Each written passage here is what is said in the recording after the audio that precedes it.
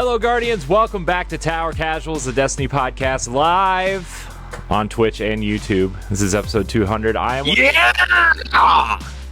There's no energy from anybody else. What the fuck was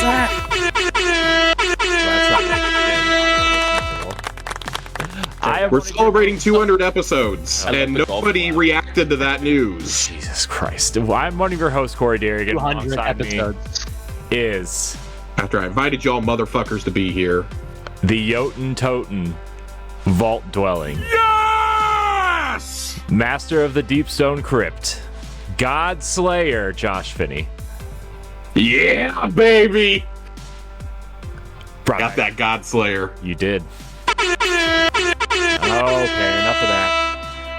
You're gonna get booted, and we're gonna bring whatever the hell this thing's name is. What's that fifth window in our Craig? Craig. We're bringing Craig over, baby. Yep, You speak ill of Craig? Also here, Josh, I'm happy to see you. It's been a week. That doesn't sound like it. I'm happy. I'm very happy to see you. No? Okay. I'm happy to see you too. I'm here. Okay. I'm here. Okay. You guys are cute. I think Josh would rather just watch Luca get hurt again, and I don't know. If you two made out right now, we'd get more likes. We could, but we're on YouTube. No nips. That's true. No nips. Gotta funnel the likes into the foot cam. True. True. Also, here's I hate everything. our resident Vex Mind. NerdGeneralist is here. Hello, nerd. Welcome back. It's me. We missed you. It's me. It's been far too long, and I think there's probably good reason for that. Is there? Why is that? You guys needed the likes. You had to bring me back on. It couldn't be anything that had to do with the the pre-show. Could it? Uh-oh. Oh man. Also here is the one and only, the myth, the man, the legend. JoASIS is here. What up, y'all? It's your boy. We're all here. We're here. Bitchville population 1. Pitchville population 1. God damn it. 200 of Had to bring in some dresses. Yeah. God damn it. I mean, if it makes you feel better, I'm not wearing any pants, so you know. Brother. Prove it. I did. I stood up earlier to go get the prizes for the You giveaways. Should have been You watching. did, but now you got to do it for the actual. We got a Corey ass cam before a Bruce foot cam. It's not fair. I mean, I can put my feet not up on fair. the desk if you want. You got to get some likes for that. Oh, you got to make them work for it, Corey. I can't see the likes. I can only see the chat because we're streaming to YouTube and Twitch, so I see everybody chatting in the. We're up to I don't see seven likes. Great. 7 likes. Like, See if I can see these likes. like all the things. Someone just disliked it because now we're down to 6. John, you bitch! I know it was you. All right, Everybody. all right, guys. We actually have a very busy show tonight. We don't have anything to talk about. Yes, we do. Nothing's happening. I promise you, we have a busy show. Nothing's happening in the world of Destiny right now, Josh. Let me tell you, there's nothing. Oh my god. Nothing. Can I tell you about the cold sweat and panic that I woke up to seeing the words in my text messages? The final shape has leaked. The final. Did you get the? And I didn't even bother to check the accuracy. I just blasted everybody at 4 a.m. Did you get the email from PR today that said, "Please don't share any leaks"? No, because PR from Bungie doesn't want to talk to me. They only want to talk to Corey. Oh, I got 7 emails today from them saying, "Please don't share the leaks from PlayStation." Yeah, no, I didn't get shit. I'm like, okay, great. Maybe Sony should have read its own fucking emails. Oh my god, it's so bad. Like, there was a joke from the former social media lead for Bungie who got laid off in October, Griffin. He was like, back when I worked at Bungie, we all had a joke about how long would it take for Sony to leak the upcoming content because it always happened. He's like, glad to see the tradition is still alive. It's just Yeah, like, what else did they leak? They leaked another They've thing. leaked like several seasons. I believe Lightfall was available. they definitely leaked Haunted. The Brazilian I remember Sony that, yeah. or something like that. Or Japan Something like Sony has crazy, leaked yeah. stuff. Yeah, Isn't Japan Sony just Sony though? Like, no, It was like the specific like Sony Japan YouTube channel or something. PlayStation Yeah, is yeah. kind of run out of Europe. though, Something yeah, crazy. that's true. so Oh yeah, they also leaked Elden Ring too. Yeah. So what also- from Elden Ring leaked? Like, they also leaked. was that Josh's third also in, playable? So, anyways, Okay, well that didn't land. I'm waiting. I'm waiting on you. All right, guys. We had a very busy show, and I'm waiting on you to. We do have a very busy show. I'm getting to it. Of course, you guys know we got to open up with the TWID. Thank God the TWID is not as bad as I thought it was going to be today. I was actually terrified that we were going to get the Zur rework here too. So instead, that'll happen next week when we're trying to review a fucking campaign. It's true. Or For all of you crossover lovers, rejoice. I have to talk about crossovers on episode 200. This could not have been more funnily timed, both in terms of the announcement, the day it will be available, and the subject matter. It is like a triple whammy over here for me. Dungeons and Dragons is coming to D2 officially. I almost said coming to D&D. Coming to D2 officially next Tuesday with the final shape. And Still play Dungeons and Dragons? Is that even a thing? I don't think anybody actually plays that anymore. Certainly, I'm going to choose to ignore you. I'm going to choose to ignore the obvious bait here. I saw this, and the person I instantly thought of in our community, aside from John, was Sammy, because I know how much they love D&D. Yeah, we've talked about it at length. This might be the coolest of the collaborations that we've seen, and I'm not saying that just as a huge D&D nerd. This is awesome. I really love all of this. So the Titans are getting a gold dragon themed set called the Apex Draconic. There is a Mind Flayer themed warlock set called Flayer's Dominion, and the Hunters are getting the Displacer Beast Spectral Displacer set. That might be the hardest cloak I've ever seen in this game. That is just wild. On top of that, you're getting an Owlbear Sparrow. You're getting a Owlbear Queen of Dragons ship, and you are getting the Eye Tyrant Ghost Shell, which is, it's a beholder, along with the Bigsby's Fist Finisher, which looks cool, and of course, it's not D&D without rolling for initiative. A D20 emote. All of this is an instant buy. I'm gonna I can't believe this. This is Corey's reaction to the Mass Effect stuff. Nope, this is the one thing they could do that I would fork out any amount of money for, and it is better than I could have ever dreamed. So we're gonna roll for ad clear now in raids, right? Oh my god! Dude, there are so many fun things we can do now with this. I really hope the emote does something special when you hit natural 20 or natural 1. This is great. This is great. I love every last part of this. I said it. We should roll for. We got to do checks at every possible step. And hear me out. Natural 1 just deletes a gun out of your inventory. Oh my god! It deletes one random masterworked item. Nat 1, delete 1 character. I really do love this. I think this fits perfectly. This to me does hint at a larger collaboration between Wizards and Destiny. Of course, I know we were talking about it in a separate Discord today, Joe, but UB and John instantly went to Destiny Magic cards. I'm dropping $400. And I guarantee you that would be a secret layer I would buy every single card for with zero remorse. Oh, yeah. Destiny? None. Zero. Like, listen, if we can get a Fortnite set, we're getting a Destiny set. Oh, yeah. Yeah. Well, and like this even more they're already working together. So it wouldn't be like anything at all outlandish to jump there next. And I'm there. I think this is really cool. Corey, as the non-tabletop gamer in the show tonight, does this make you feel anything, or are you just happy for your friends? Josh, I'm happy that you're happy about a crossover. Okay. I'm ecstatic about this. I can't believe this is a real thing. This is wild. I'm so ridiculously happy about this. Since we are in a celebratory mode tonight, I am not going to say how I feel about all this. Listen, I've been very clear how I feel about crossovers in the past. I still think it's a little gross because it's Wizards, but man, it's really hard for me not to be super giddy at this. Two of my absolute favorite games are crossing over. I've been really strong on the Mass Effect stuff. I've no Mass Effect crossover stuff yet. This I'm breaking on day one. I can't help. And they're making a physical Beholder Ghost that's going to be in the Bungie store. That's an instant purchase for me. I'm going to have a third Ghost shell, but it's worth it. A third Ghost. What if they did an anime crossover, Josh? Which one would you break for?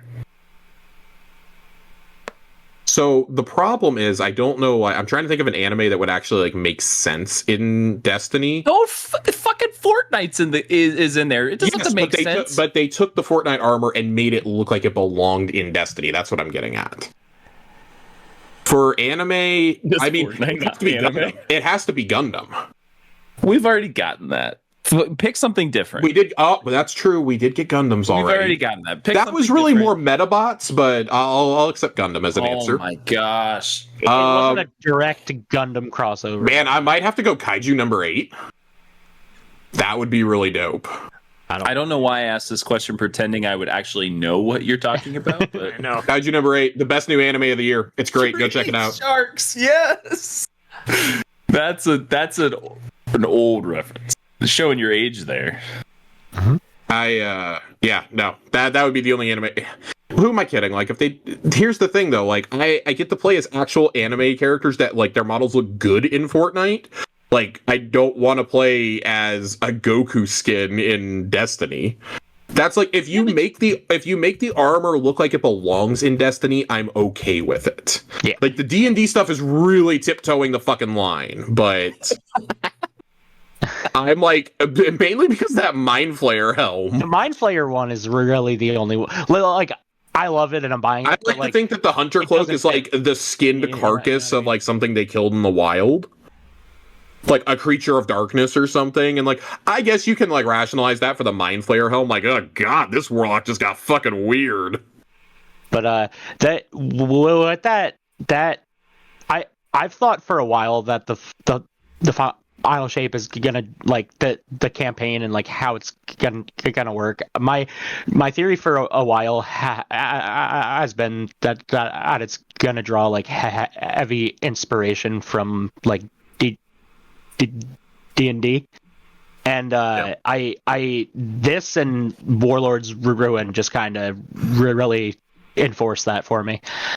Yeah, I mean, we got like dragon themed stuff in Eververse this past season during Wish, which made sense. You know, it's all about Ahamkara. But man, now I'm just wondering, like, what if this crossover had been the one to come out instead of the Geralt crossover at the beginning of Wish? That probably would have worked well, because you have the D&D-esque dungeon.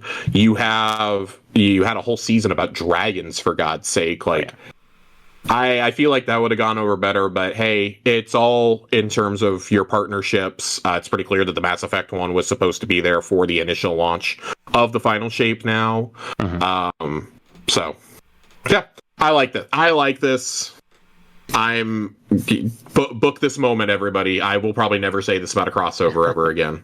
I actually love that. I genuinely love this, and I will spend so much money on this until the next one comes out. Let's jump to this final shape artifact, because this thing is wild, and I'm really glad that I've got some of our build crafters here on this one.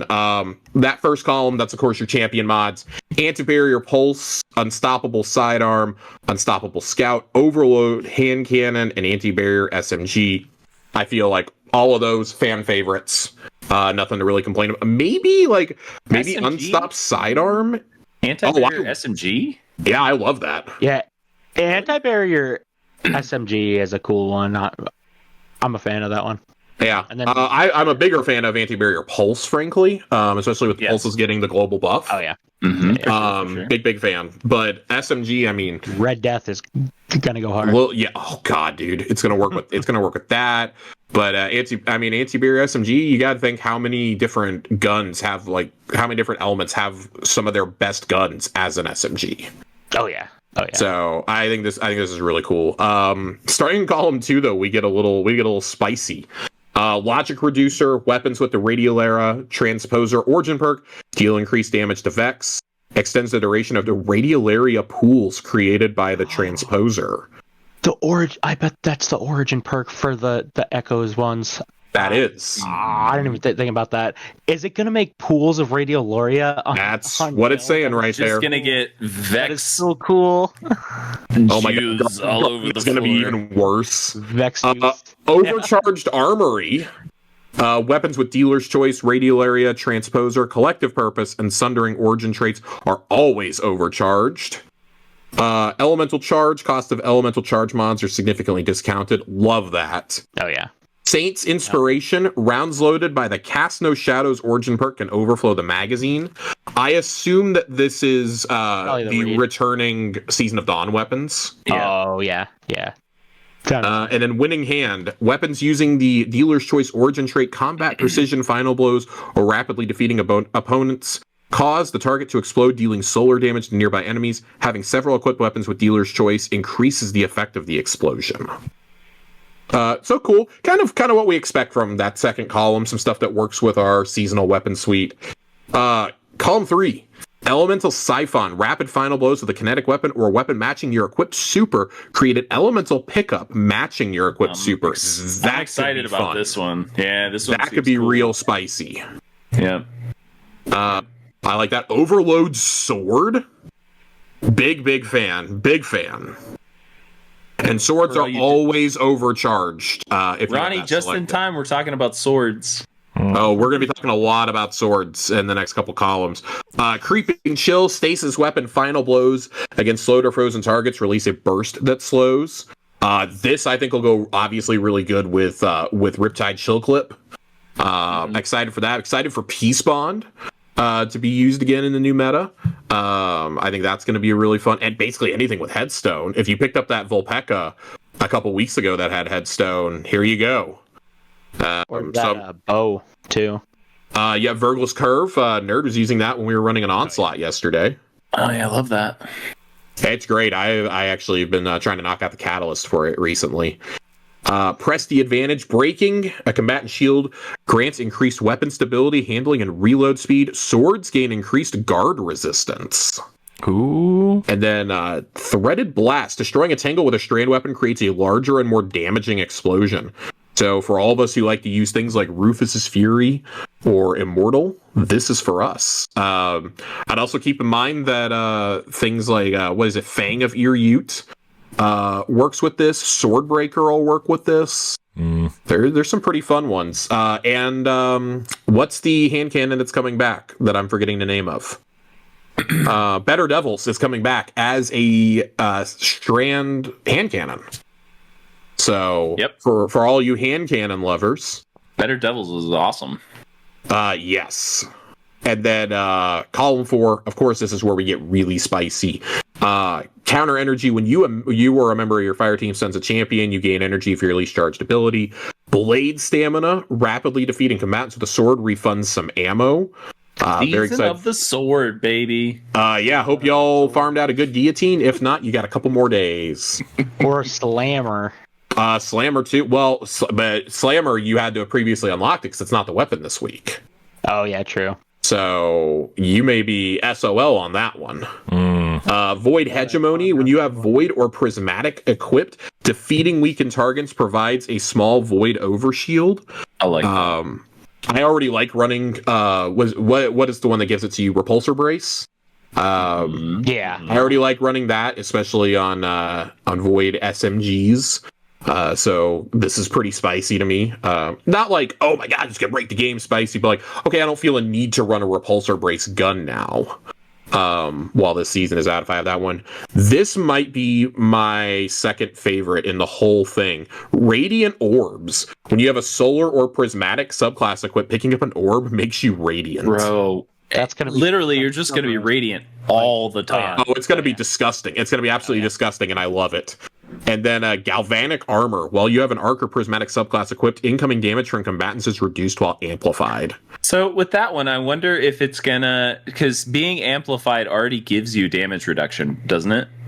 Like while you're moving. That's a fragment on arc. Yeah. Oh, is it? Okay. So I run that fragment on arc. Fragment. Okay. Yeah. I couldn't remember if that was just intrinsic to arc or to amplified. But I want to say that that's like in the prismatic class, or in some shape or form. I think it is.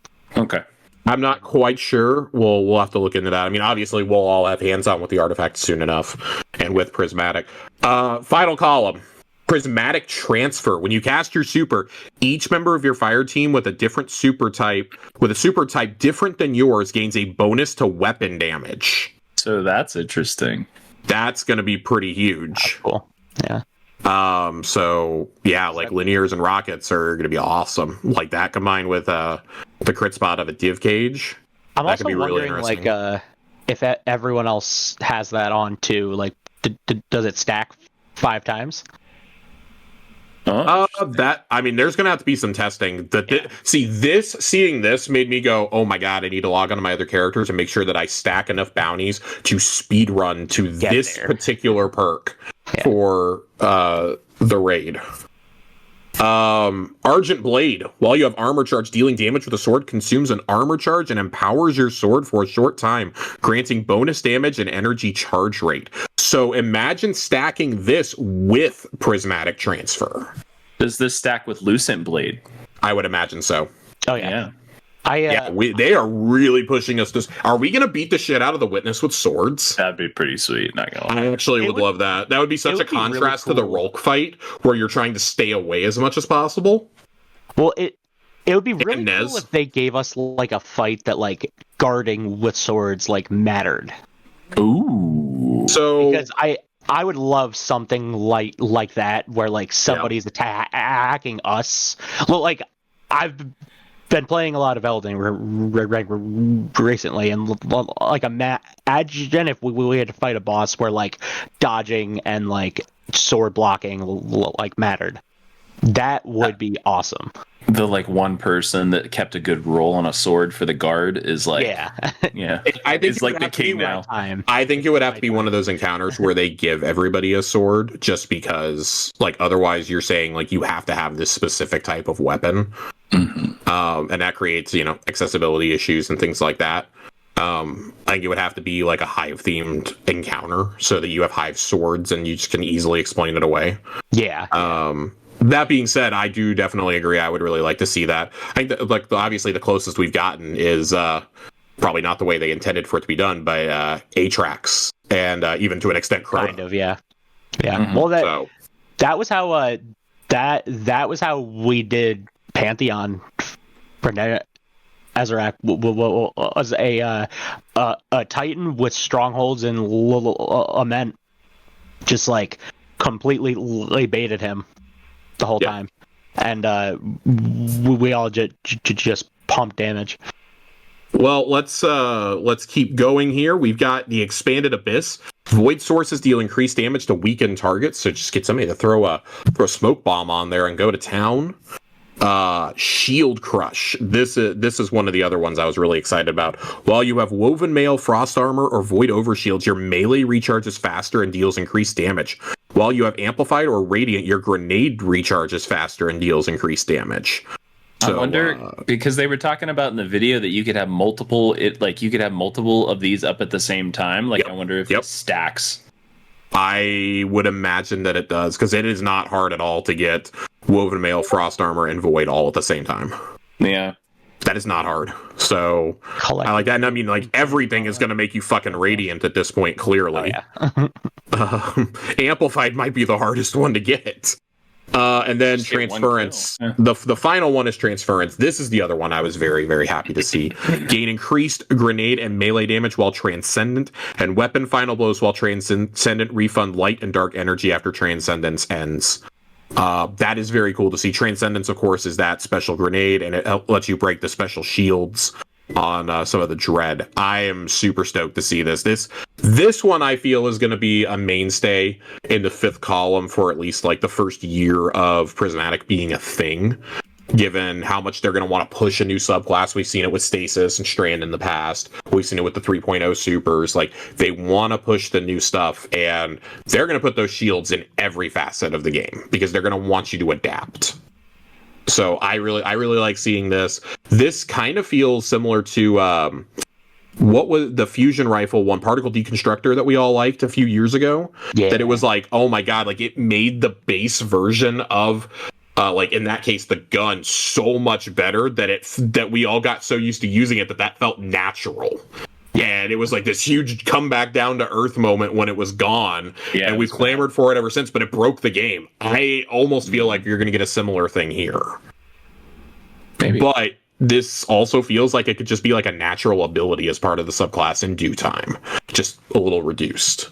Yeah. I wouldn't be shocked to see prismatic specific fragments be added to the game. And if they do, well, I'm pretty sure we have a few that are exclusive. I could see this being one like 6 to 12 months from now. That's like an exotic perk almost. Like it honestly, I could see it being added to the exotic class items down the line. You're not joking. You're not wrong. That would be the obvious play for me. Like, maybe you don't want everyone to have it, but you want them to choose to have this. Yeah. Almost make it something like Argent Ordnance or Lucent Blades, like we've seen in the past. We've seen them in the artifact before, at a much cheaper rate than us equipping them on our armor normally. Yeah. Josh, we have a question in the chat that I think is relevant. So Dakota says, since Bungie said that in the Pale Heart you won't run into other Guardians in an instance, do you think solo op should have been made into a modifier rather than an actual mod? Ooh, that's a good question. I thought so. I'm gonna say yes, but I think that while that would help the less skilled players in the player base, that would trivialize soloing dungeons, in my opinion. Or like trying to solo harder content. I understand that it's been a selectable perk in the past through the artifact. I think that's fine for it to be up for a season. I think for it to be a permanent mod, there would have to be restrictions on when you can and can't use that. And that opens up a whole can of worms for restricting mods in the future. Which is a path I don't want to go down personally. I don't know if that explanation makes sense, but I'm of two minds here. Like, I can easily argue for it, but the potential drawbacks to the rest of the sandbox make me go, it's probably not worth it. I also think it might, because like, yes, it's a solo instance in the Pale Heart, but you can still go in with a fire team, or you can load into an active combat zone. It says you can load into an activity, and then when you go out to explore, there will be other Guardians running around. So you always have that option too. Yeah. I just think that's going to have to be publicized. Like, the first time you get there, people are going to need to read the tooltips. Maybe have that as a tooltip when you're loading in, would be my solution for that. But this is really the only area where I'd be like, yeah, you might have a problem surviving. Like, I remember when we went to Neomuna for the first time, Nerd and I were like, oh my god, everything is hitting like way harder here. Yeah. I remember the first day we were trying to do the terminal overload. We were just like, what the fuck is happening? This is so hard. Yeah. And we were like raid ready. I did see, I think one of the content creators who went said that it's not like how Neomuna was with it being like a deficit, but I don't think you can over level it, which makes it like I believe you are correct. I believe you would be correct like, on that matter. Yes. Engaging, yeah. Yeah. Okay, do we have any final thoughts here on the artifact or anything like that from anybody? Corey, you're being awfully quiet over there, buddy. No, I mean, I think there's a lot of interesting things here. I still have a lot of great swords because you know how I am. I like to get up there and get all up close and personal with everybody. Hopefully, I like JoASIS' idea of maybe there's an encounter that we'll have to do with swords and blocking. I think some of these other things are pretty spicy as well. I'm pretty excited. As he says with the most monotone voice ever. I know. I was just sharing the stream out on other social media platforms while you guys were talking. So it's all good. It's all good. I want people to watch us, man. Hey, man. Let's move on to the world's first real fast. Just a few details here. You guys know the deal with World's First Races. It's going to go live on Friday, June 7th, 10 a.m. Pacific time. It will be enabled for contest mode. Will be up for 48 hours. Really, really hope they come out as part of the 10th anniversary celebration and say contest is a permanently selectable difficulty option. Because, man, Pantheon... Joe and I are going to touch on Pantheon after the TWAB, but it really scratched my itch for harder content. You will need to be at least 1965 power level to be at the cap for all the encounters. There is an entry requirement this time, though. Completing the Final Shape campaign and the Wildcard Exotic Quest is a requirement to launch the raid, but only the Fire Team leader must meet this requirement. A fair warning for any member of a Fire Team who do not complete the campaign before jumping into Salvation's Edge. The raid will contain spoilers. Ooh. Love that. That's the first time they kind of had to do that, though, because we're not going to get the final mission until after World's First. Yeah, I'm pretty sure that's like the first time that they've ever like said that before, which is very exciting. I mean, since the Taken King, it's the only raid that is actually like tied to the campaign. Yeah. Vow of the Disciple very much felt like an addendum to it. Same with the Nezarec stuff didn't even feel like it was really. I mean, that's kind of an addendum too, because that's caused because Last Wish, kind of an epilogue. It's an epilogue, but it's not like it wasn't like required to understand the story. Yeah, I guess is what I'm getting at. Yeah, I guess. Although I do think story-wise, it is the most consequential raid of Destiny 2 by far. Mm-hmm. I like this. This is, even the Oryx raid was very much an addendum. Like, you killed Oryx in the campaign, and if you didn't raid, you didn't know any better. But you got to give him the final death in the raid, and it's one of the coolest fights. Double dead. Yeah, you kill, and it wasn't, I don't think a lot of us understood it at the time. You kill him in the Ascendant Plane. So that's obviously a really cool factor in it. It's so much better than fighting fucking Taniks in the Deepstone Crypt.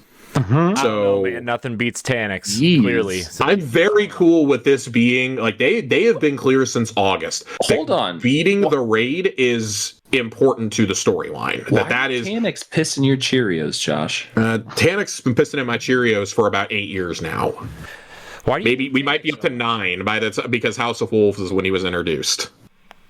That stupid Black Spindle mission, man. And then they are changing the completion criteria also. You will no longer be required to return to orbit to finish the race. The first fire team to finish every encounter and loot the final chest will be declared world's first. Very, very cool. They encourage all players to complete the campaign and the wildcard exotic quest prior to the launch of Salvation's Edge to have the best story experience possible. I can't wait for the wildcard exotic quest to have a PvP element. I honestly really hope that a wildcard is related to like the exotic that you get from the raid. It's been a while since we got a raid exotic quest, and I've been really clear about how much I really like those rather than RNG chances. It does say that you have to complete the wild card. I know, but I'm hoping that like maybe loading in will be part of the quest or something. Yeah. I'm holding out hope. I don't think we need anything as intricate as Divinity, but I think it would be really cool that like I think that is something. Personally, but yeah, I like how they handled Necrochasm. I think if you do something like that for your reprised raids and maybe like a random drop every other year in the raids, then that's fine. There's a healthy balance to be found. Just doing RNG feels bad. And that's why I'm glad, like, with Pantheon that I really liked is that you can get those older exotics from the raids that were featured. Mm-hmm. The world's first race on Twitch Rivals, of course, we talked about this last week. There's 3 emblems you can get here. 1 for watching 2 hours of any Destiny streamer between the raid launch and the end of contest mode. 1 for watching 2 hours of any Destiny 2 Twitch Rivals stream, which will be most of the popular content creators, Datto, Fallout, Aztecross, I know all 3 of them are going to be on there. And then Rest the Heart emblem. Same hours, but drop a sub to your favorite Destiny 2 streamer. Not a huge fan of that one, but I get why they're doing it. I think all 3 of these emblems look pretty dope. I actually really like that Witness one. Personally. Do what? You don't like them? No, I like that. Like they're having one be sub to you. I do. I would encourage folks, and this is not me speaking ill of the content creators that you guys love. I really wish it was for anybody. And I'm sure this is meant like sub to anybody playing Destiny 2. I would encourage you to support smaller creators that you like that are doing this. They're maybe attempting the raid race. They need your support more than, guys who pull in a ton of money off their videos and streams. Always support the smaller creators. That's my Dado is not going to miss that $5. Trust me. I love him. He's not going to miss it. What if he can't eat lunch that day, Josh? He's got bigger problems than that. If everybody subscribes to your ideology, he gets no money, Josh. And see, I know that's going to be an argument that somebody will inevitably make with me. So that's why I'm saying, my personal opinion is support smaller creators. Hates Dado confirmed. Hashtag don't hate Dado. I used him as an example here. There's also going to be a global chat emote of a ghost eating popcorn for all users of Twitch. I really like that. And then streaming Destiny for 30 minutes or watching 15 minutes of the Final Shape raid on Twitch Rivals will get you special chat badges there. So I think all that's pretty cool. I'm always down for things that get you involved. Cool display poster. I think we covered this last week. Joe, you said you wanted this. Yeah. When we were talking, it's pretty cool. We don't get a whole lot of art like this. Oh yeah, that does look that cool. is so cool. I just wish it was like an actual print and not a metal poster. That's the whole reason I didn't get the Traveler print last year. I really liked it, but I don't want displayed. Yeah, I don't want. I don't want this either. Thing is why is Riven at the top and why isn't Nezzy at the top? Wasn't Nezzy like the final boss? Nezzy is the final, but Riven is a gigantic fucking dragon. Riven looks dope. Also, I think legit Riven's the true challenge for a lot of folks doing this. Because they've never had to do it before. Yeah. Nerd's been trying to get me to do it for years, and I did it without him. Listen, we'll get into it later. I owe him a legit Riven. I'll teach you, Bruce. Of course, Final Shape goes up for preload on June 3rd. Servers will be down for a full 24 hours. 10 a.m. Pacific time, you can start downloading or pre-installing the Final Shape. Of course, you guys know how to do that on your respective platforms, but make sure you have a lot of space open because this is a chunky update. The smallest version is on PS4 at 129.3 gigs. Steam users need to have 300 gigs Steam free. Users are getting worked out. Epic Store needs 280. Microsoft Store needs 156. Series X 165, Xbox One 139, PS4 129, and PS5 143. So good luck with that. Also, beginning on June 4th, you should know Destiny 2 is ending support for Windows 7, Windows 8, and Windows 8.1 if you are still on one of those OSs for some reason. Well, I mean, those people probably have so many viruses at this point. Probably. Their computer's pretty much dead anyway. A reminder to grab your seasonal seals and rewards, season pass items, vendor rewards, Shaxx, Zavala, Drifter, and Saint 14 rewards, and Bungie rewards before servers go down on June 3rd. Because all that's going to be gone unless you have the Chrome extension. And that's it, guys. Yeah. Guys, the next time that we read a TWID, we will have completed the campaign for the Final Shape. I will be hastily preparing for the raid the next time that we come to discuss a TWID. Yeah. Josh is going to be very sweaty, very unshowered the next time we come together for. That is a lie. I will not be sacrificing my showers. It's a good thing we don't do this show in person. It will be. I would not be sacrificing showers. I promise you that. That's disgusting. Since we brought up Pantheon real quick before we transition more into making the rest of the show about the community, really. And when you start answering questions, sharing favorite Destiny and show memories. Joe, as the fellow Godslayer here, I wanted to get your take on. Yeah. That's right. That's right. I killed orcs. As the fellow Godslayer, I wanted to get your take on the Pantheon experience, so to say. How'd you feel about this? We ran most of week 4 together. Yeah. How did you feel about just the whole thing through all 4 weeks? The loot that was dropped, the difficulty of the experience, the changes to the encounters. This year I wound up doing a lot of low man raids with Dealer and Oak. Shout out them. Yep.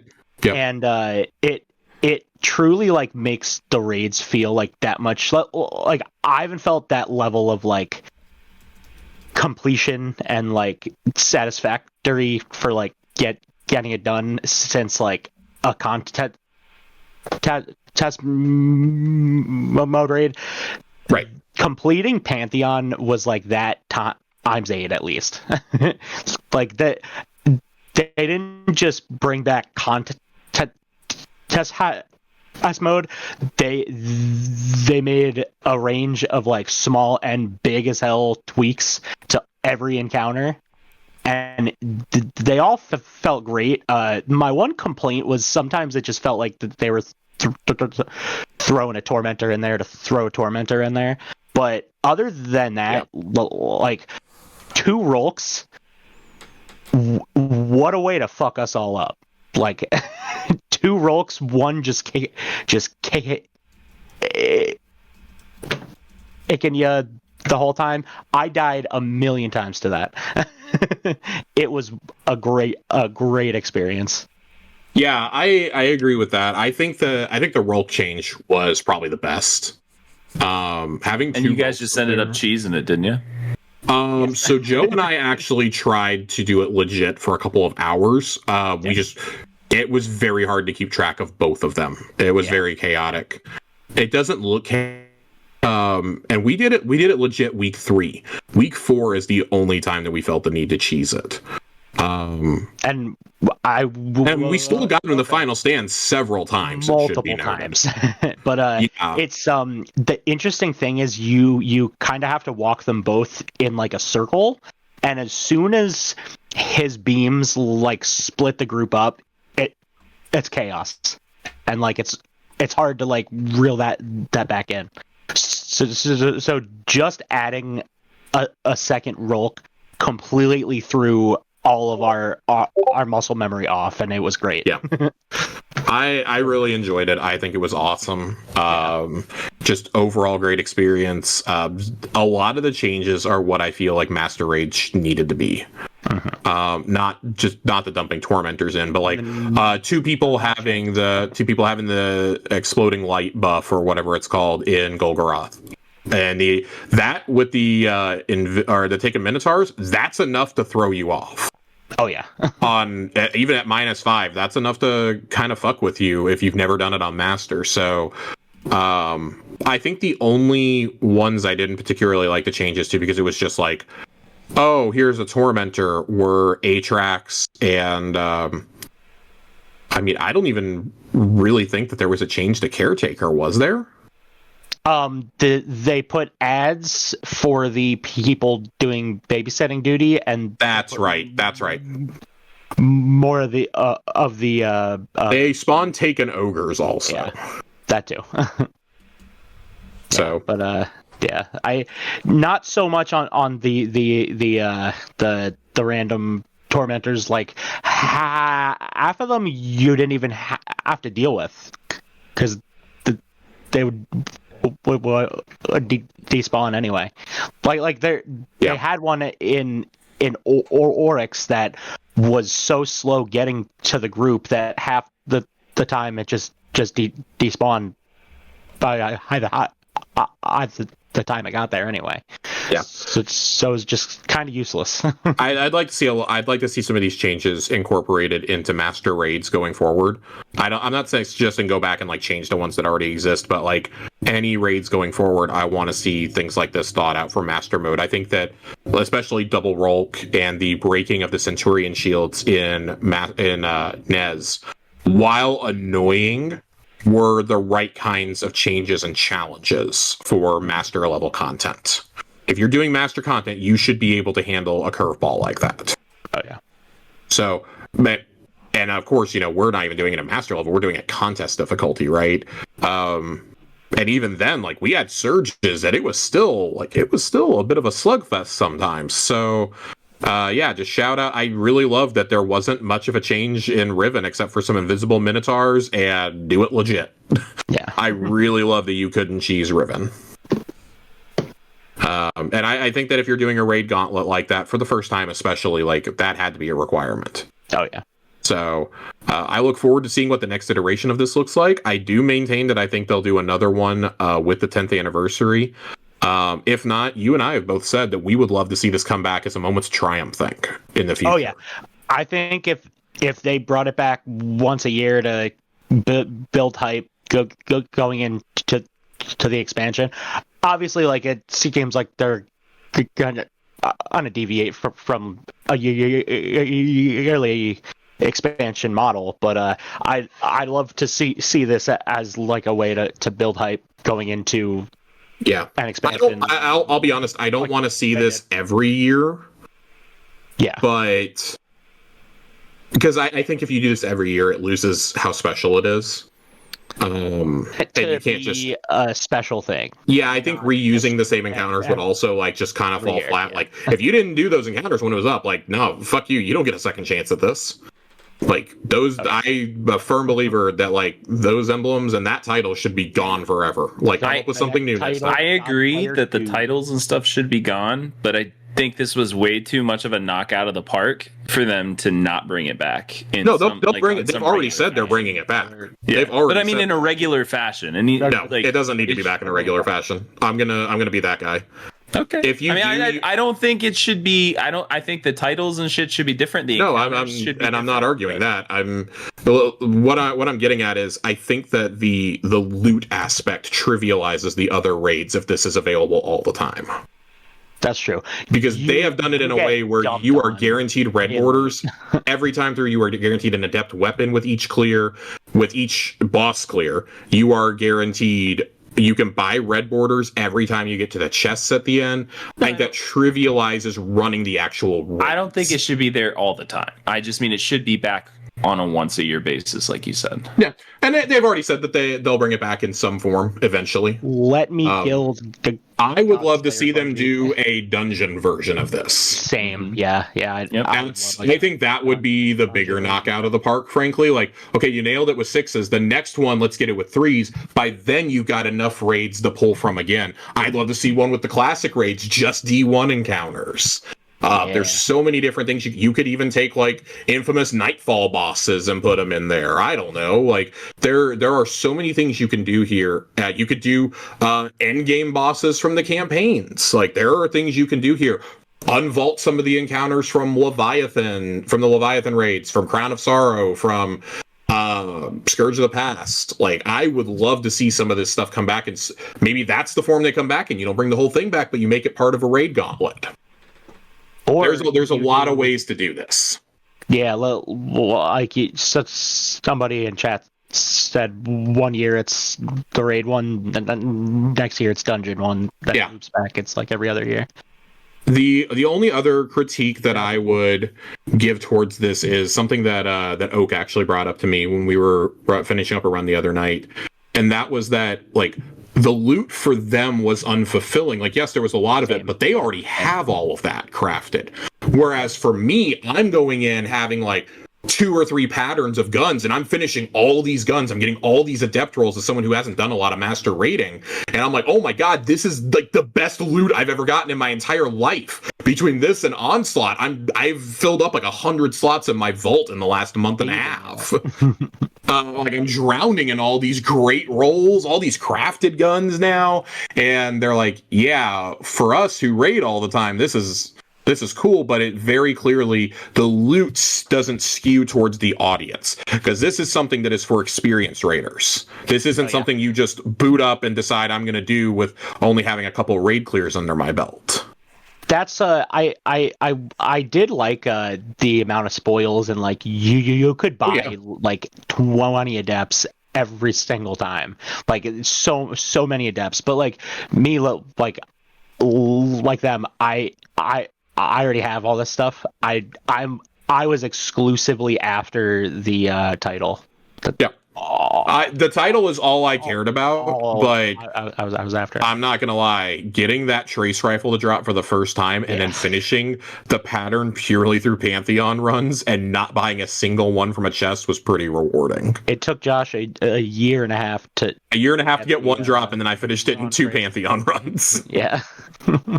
Very, very happy about it though. So like for me, the loot was great. I understand why for most people doing this, it's like, it's helping me finish out a few things, but like, maybe I'm grabbing a couple of adepts to enhance, but that's it. Like you're mainly stocking up on the spoils for final shape. Like I'm going to go into final shape with 240 spoils plus another like 100 something sitting in my postmaster. I'm ready. I'm totally ready to buy everything I want out of that raid, and I'm satisfied. I'm satisfied. So very cool. Hope to see more endgame centric content like this. I think this was the like cherry on top of Into the Light was already good. This is like, oh my god, you've had like this 3-course meal, and then they bring out dessert. Yeah, and that's really what Pantheon was to me. Oh yeah. It's like here, you've gorged yourself on this incredible meal and like this nice bottle of wine. Maybe you've had a great bourbon, and then they roll this out here, and it's like the end of the meal. The chef delivers it personally. It's like for 6-7 weeks we've gotten to forget about all the bullshit at Bungie and just had this awesome run with Into the Light and Pantheon, and we're in such a great place going into this expansion, I think. Oh yeah. It feels like they're really trying to like make up for Lightfall here, honestly. 110%.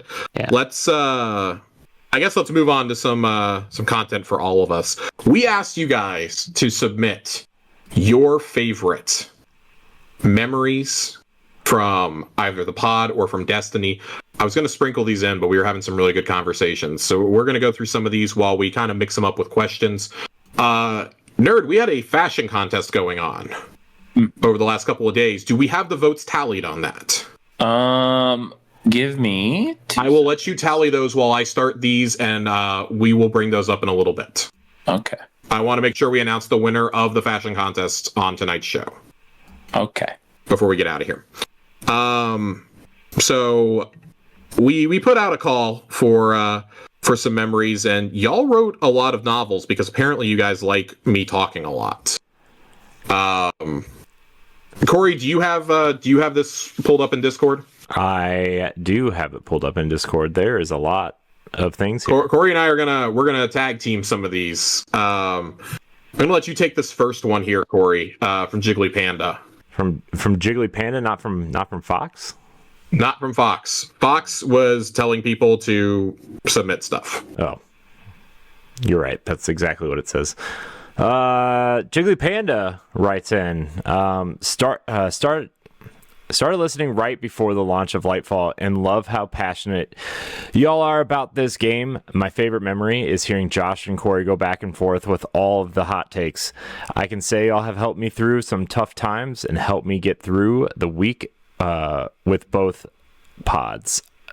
Sorry, I'm getting old. I gotta make this screen larger. I enjoy how the two shows are so different yet blended together so well. Also, love how both of you can match off each other and you seem like you're having a great time. Thanks for making my Friday mornings some of the most enjoyable mornings for the past year. You're welcome. Well, thank you for writing in with all your questions. Jiggly Panda writes in every week with questions. Yeah. Some of our favorite questions. Josh and I actually hate each other. Yeah. hate to break it to you guys. We absolutely hate each other. You haven't been paying attention. They hate each other. Our next memory comes in from Ronnie. Ronnie wrote us a small novel here. Oh man, where do I start? Joined the Discord shortly after listening to the pod and ran a few raids and activities with some people here. I love the community feel of the Discord, and it was something my old clan didn't have. Sure, they had Discord, but it was ran like a business, and this was a breath of fresh air. Some of my favorite memories. Playing the Legend Lightfall campaign for the first time with Aaron and Saint, and hearing Saint shriek in terror when we came across the Tormentor for the first time. Nerd has a very similar memory of me, I believe. Very high-pitched. My mic cut out, and him and Colonel were just laughing their asses off at me. I can't hear in that frequency anymore. It's just forever. Are you talking about that one that you busted into the room right at the beginning of the campaign? Yes, the very first one when you're on the Cabal ship. Yeah. Out of nowhere. Yeah. Doesn't die. Assembling the OG Misadventure raid crew with Fox, Nadiki, Nox, Saint, Zill, and Aaron to help other Guardians get through raids that might not have had a chance before. And watching Aaron randomly walk off an edge of a cliff in Ron during one of those Misadventure raid crew practice runs, and Fox belly laughing, which led to everyone else laughing for a good 10 minutes. I think the overall thing and memory for me, as there are so many, is hearing the actual joy and gratitude in someone's voice when you've helped them out by doing an activity they didn't think was obtainable, no matter if it's a GM, dungeon, or raid. Helping people in real life situations as well. I never do it for the accolades or the fame of the server, but knowing that if I was in their situation in game or in real everyday life, hoping someone would do the same for me if I was in a situation.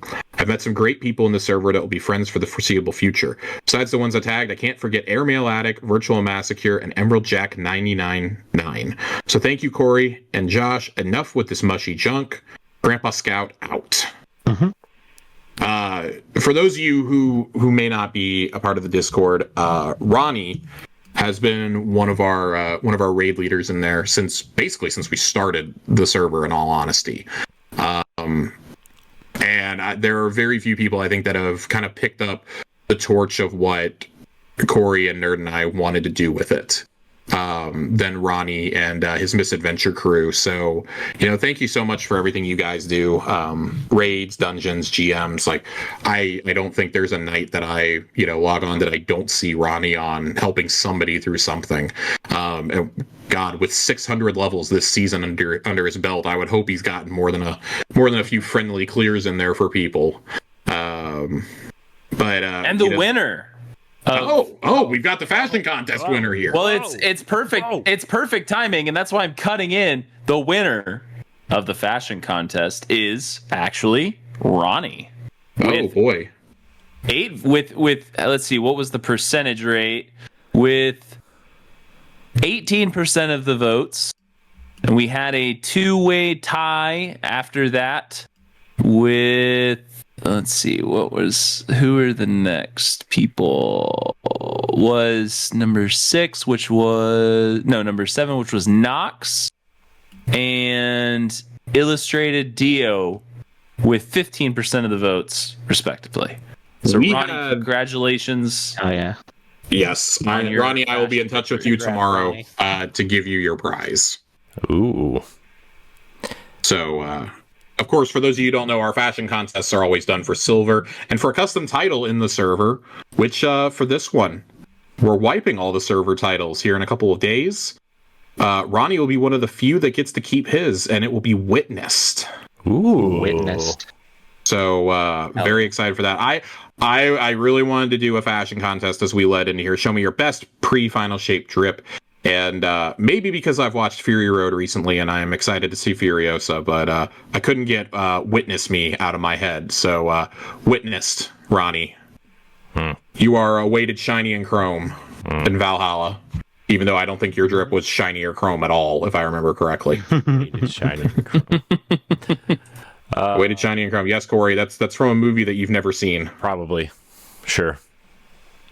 Corey, why don't you hit me with the next one, and then we're going to do some questions. All right. Aaron writes in.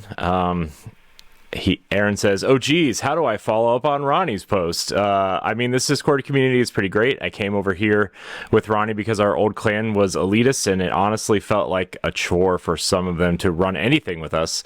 Everyone here has been very welcoming, and it is one of the reasons Ronnie and I took on an organizer role for raids and other runs. We want as many people to get as much out of the game as possible. For our favorite memory is." As for favorite memories, 100% me absentmindedly walking off the ledge in Ron. I don't think I've ever heard someone laugh as hard as Fox when that happened. It's pretty funny. It's really funny, actually. I really do love that there's so many inside jokes that are being shared. Yeah. That's the whole point. The whole point of the server was for people to find friends to play with, and I'm so glad we have so many groups that have sprung up through that, be it community Iron Banner, community raids, etc., or even just jumping in. If Nerd and I have been in voice chats before where people just randomly jump in with us, and that's the whole point. That's the whole point of it. I know we had a Helldivers crew going for a while. Like, I love that people are playing things beyond Destiny together. Mm-hmm. We do have some questions for episode 200, though. We had one from Ronnie a couple of weeks ago that I said I wanted to save for when we had a full panel. That if we were to all get together and do a live Tower Casuals in person, not live on Twitch and YouTube, but live in person, where would it be? What would we discuss? And what kind of refreshments would be served? What kind of food would we have? I've been sitting on this one for a couple of weeks now because I wanted it to be the full panel. Well, it's gotta be catered by the Earl.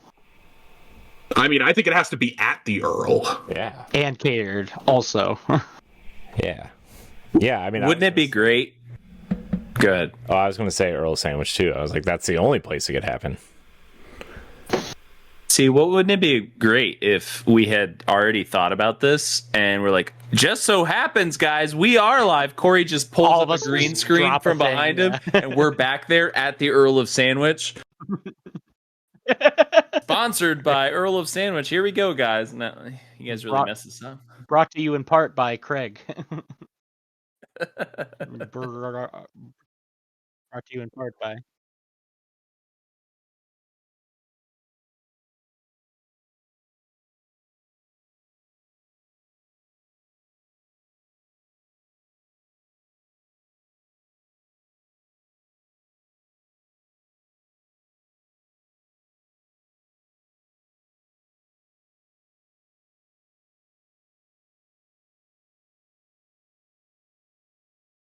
Best Coast. Oh, Corey, you broke the arrangement of the windows.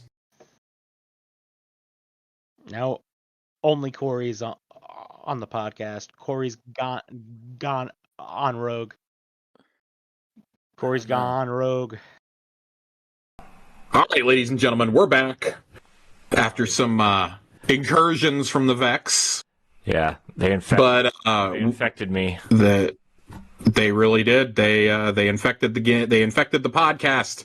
You could just tell people I had to pee. That's okay. We had to stop the podcast. That's all. That's all. We stopped so that I could watch the back half of the fourth quarter in the Western Conference Finals.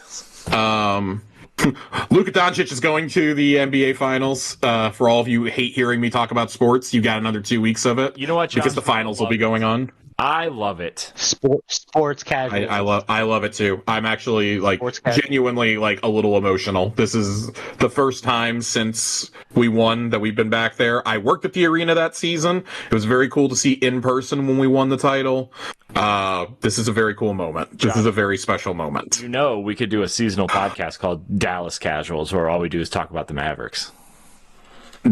No, I would never do that. I would be completely insufferable. Jiggly Panda writes in and asks, if there was one thing you would change about this pod for the next 200 episodes, what would it be? It would be Josh never talking about the Mavericks again.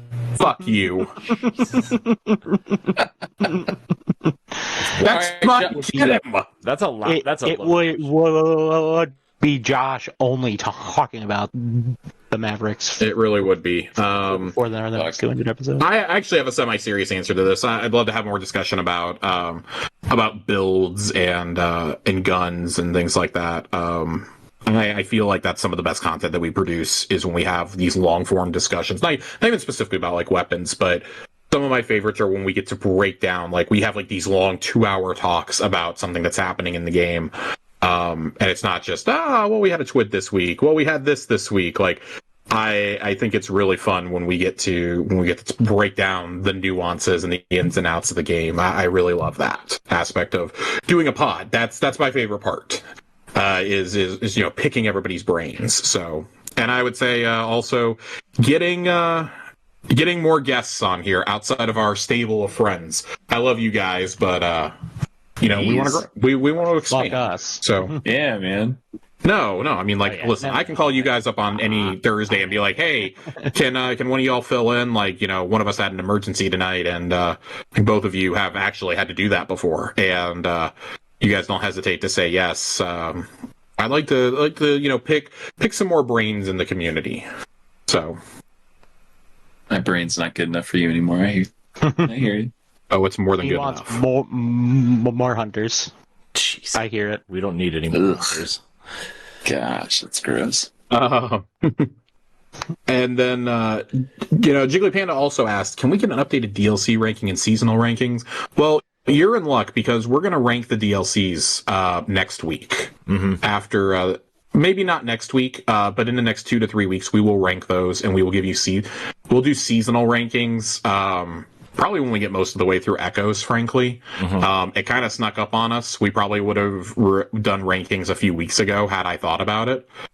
Also because I'm 100% classifying Into the Light as its own season going forward for our specific rankings. Mm-hmm. Yeah. I want to be able to accurately break those down. But you will get those both this summer. And, of course, as is tradition, when the raid comes out, you will get an updated raid list ranking from, me and whoever else is there. So, maybe we'll give you campaign rankings next week. Maybe that's a better thing to promise. Yeah. Campaign rankings. Although I'm even hesitant to do that since we won't have the final mission yet. I don't know. You'll get rankings over the next month. You're getting rankings. Here's what we should do. Okay, Josh. Next week, campaign review.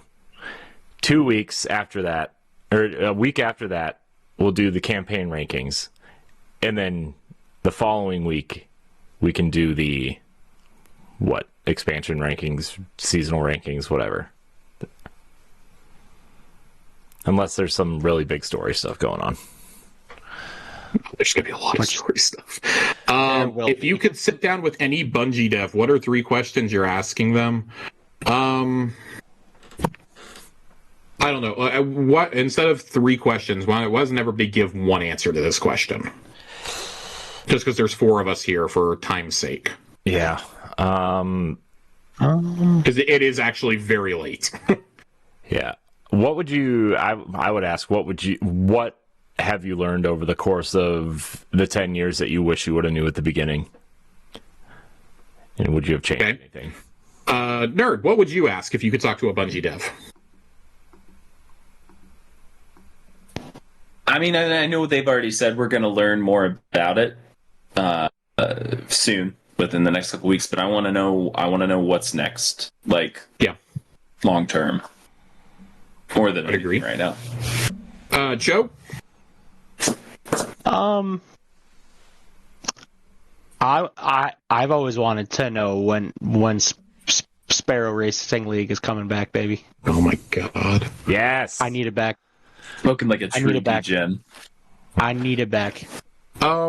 Skimmer Racing League. I think there's a few questions that could be asked of Bungie. I think it would kind of depend on who I'm sitting down with, but I think some of the more burning questions that I would have is how did you settle on the lack of content for Curse of Osiris? I know that's a really sore spot for Bungie, but how did you decide that? Why did you guys decide to axe the entire Destiny 1 story 10 months before launch? Would be another burning one. But I like those have kind of been talked about to an extent in Jason Schreier's interviews and books that he's written about the situation. I think the burning one for me would be like, how do you plan to evolve seasonal events going forward?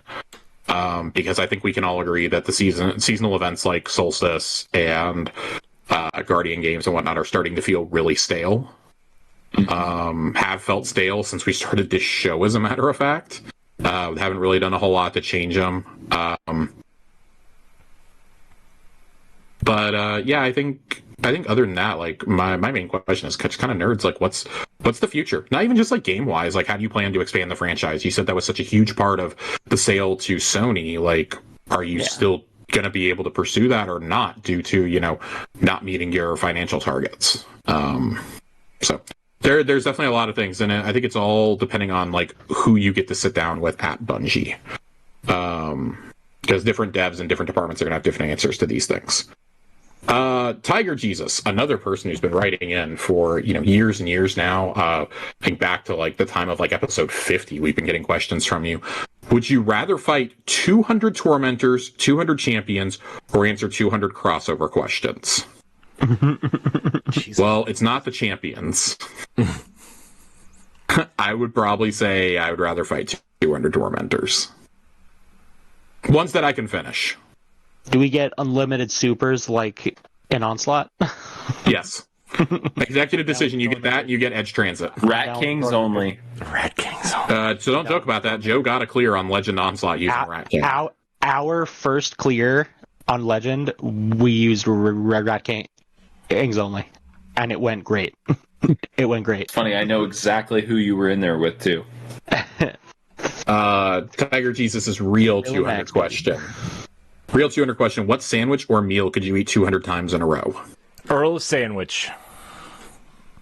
Well, we knew where Corey was going with that. Hashtag sponsored by Earl of Sandwich. I wish. Nerd, give me yours. Give me your dish.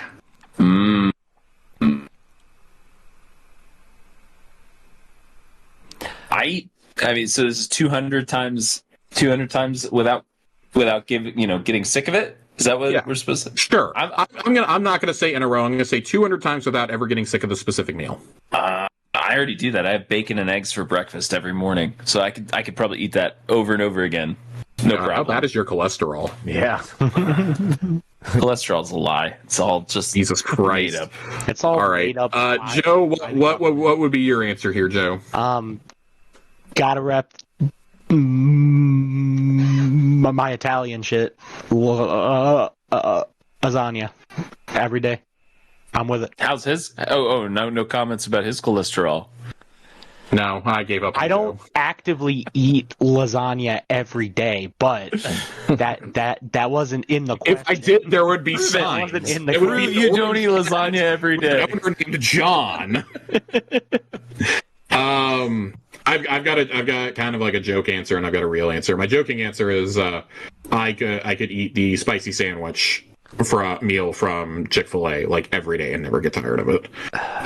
My serious answer is oh my god, that might end up being my serious answer. I think I just forgot my serious answer. Jesus Christ. Joe was talking about lasagna, now that's all my brain's going to. No, my serious answer is lasagna.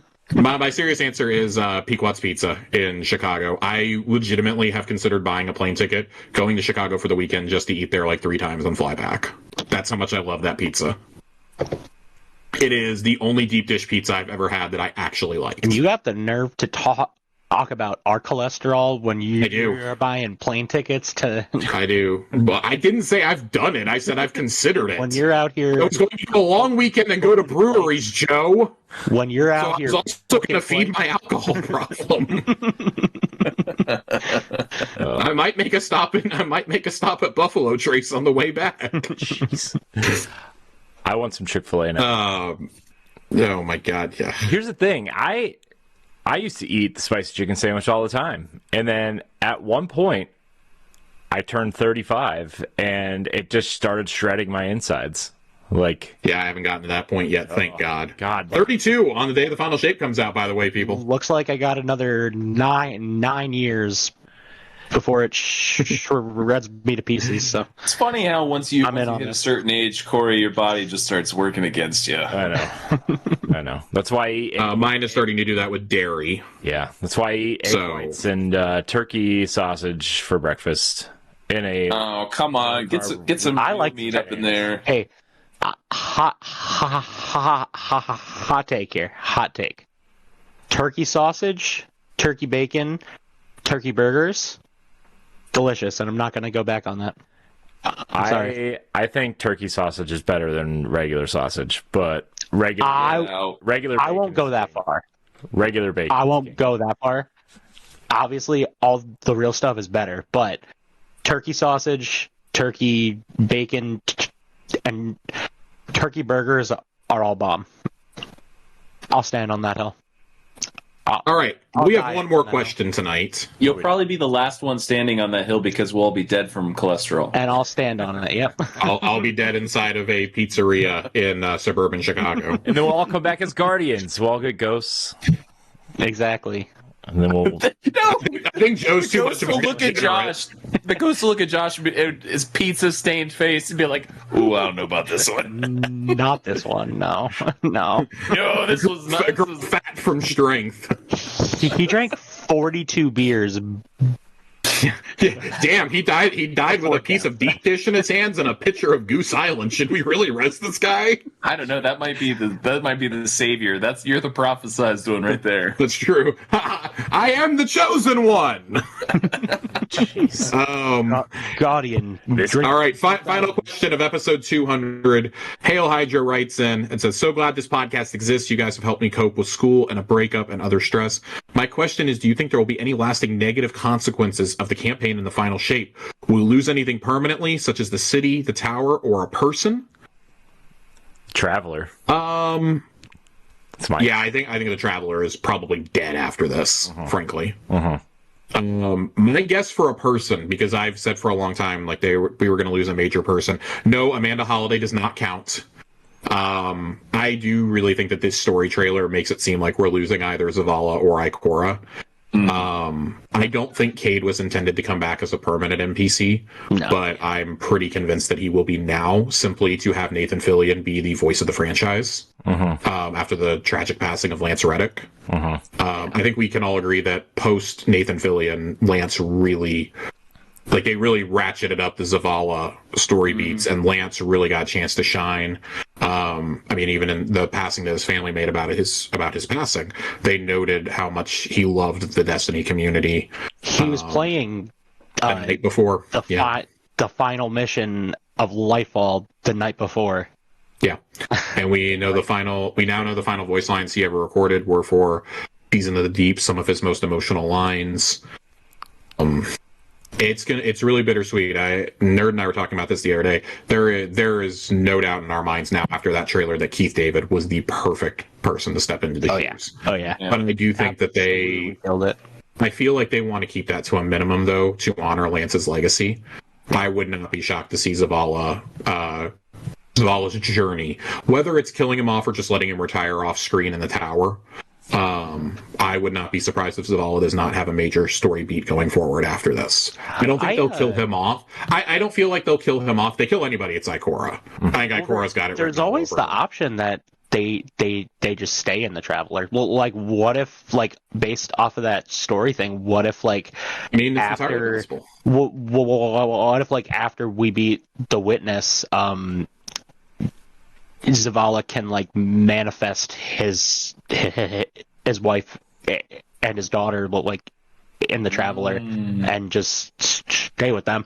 I think that would resolve his arc well personally. Yeah.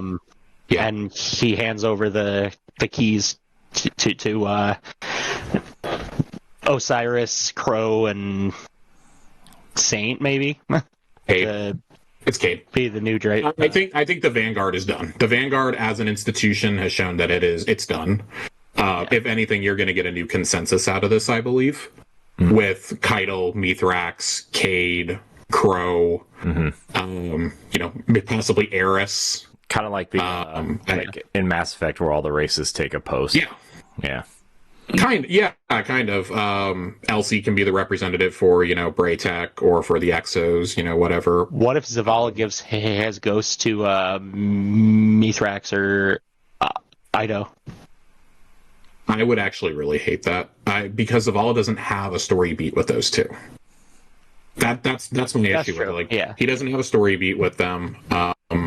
It would be more impactful if Saint's Ghost rezzed Mithrax, in my opinion. That's true, yeah. But yeah, I mean, I think like guys like Saint will continue to exist in the world simply because they're vendors he's a vendor for trials.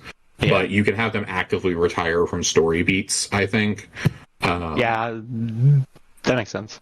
I'm very interested to see what they do here, because I don't think the solution is just for a story to have stakes, you don't have to kill somebody, but we clearly know the Vanguard is going to be tried. They're going to see glimpses of what their futures could be as disciples, what their past could have been. I'm sure there's going to be promises we can undo things that happen. Very Emperor Palpatine-esque.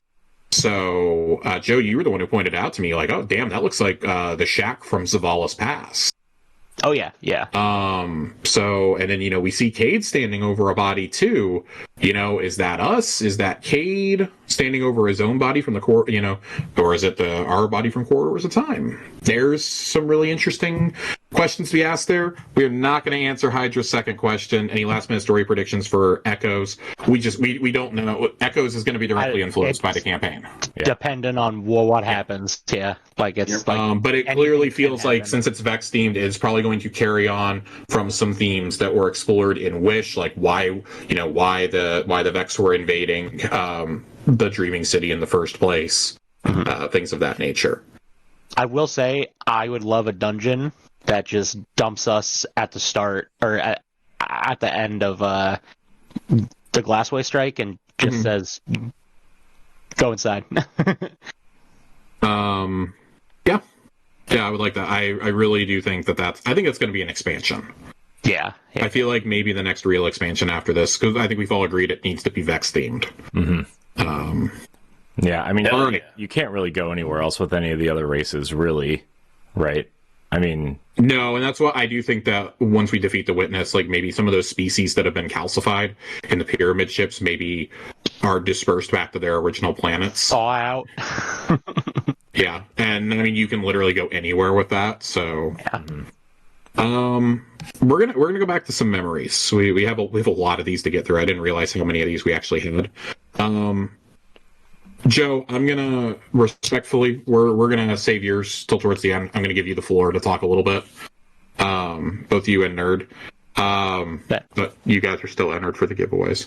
Nadiki writes in, there have been a lot of great memories formed here in the last couple of years, from running Lightfall Legendary Campaign on day one to the Misadventure Crew Raid mishaps to running Warlords day one with Green Crayons and Nox. I was recently helping Airmail, Attic, and Saint get their whispers, and Saint is xenophage after who knows how many years. My favorite memory for sure was doing contest mode Root of Nightmares with you guys. So many inside jokes were formed, and the excitement when we beat planets and later Nez was crazy. I hope we can do it again come Final Shape. In loving memory of that run, Nadiki, get your ass back here. Great.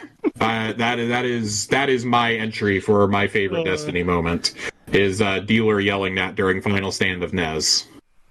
Nadiki, I hope you understand how much we appreciate you, and we say that out of a place of love and respect, and not belittlement. That is genuinely one of the funniest things I've ever seen somebody do. Get your ass back here. After getting stomped on by the Explicator. Green Crayons writes in, doing day one Warlords with y'all is when I felt I finally found a new gaming home after my last group fell apart. Shout out Nadiki and Nox for being stuck in jail with me for a solid 30 to 40 minutes. Yeah, I think we all had that. Nerd and I ran it with Sammy, and we were like, how the fuck do we get out of here? Like, we spent more time in there than we did in combat. We never got out. We're still in there. We're still in there. Still trying to get tips on the surface of my mind. Jeez. It's all a Vex stim. All of us are still in those jail cells. Better Tesla writes in and says, I have to say, ever since Lightfall came out, my enjoyment went up while playing Destiny 2. It wasn't because of any changes to the game. It was because I found a caring community, came into the clan through Ronnie, and ever since that happened, I haven't looked at the game the same way. It used to be I was nervous to meet new people. I'd gotten used to the 9-to-5 work life of wake up, work, go home, and sleep. It caused me to get a little closed off. I remember thinking how I wanted cool raid gear, but I didn't have anyone to play with. Then I had a chance to do Ron through the clan, and I took it. It was my first ever raid, and my first time actually taking this game way more serious, so I had sweaty hands on the controller the whole time. As we went through the encounters, people complimented on how I was doing, and everyone was super laid back and telling jokes. Two people who made it easier for me were Ronnie and Saint.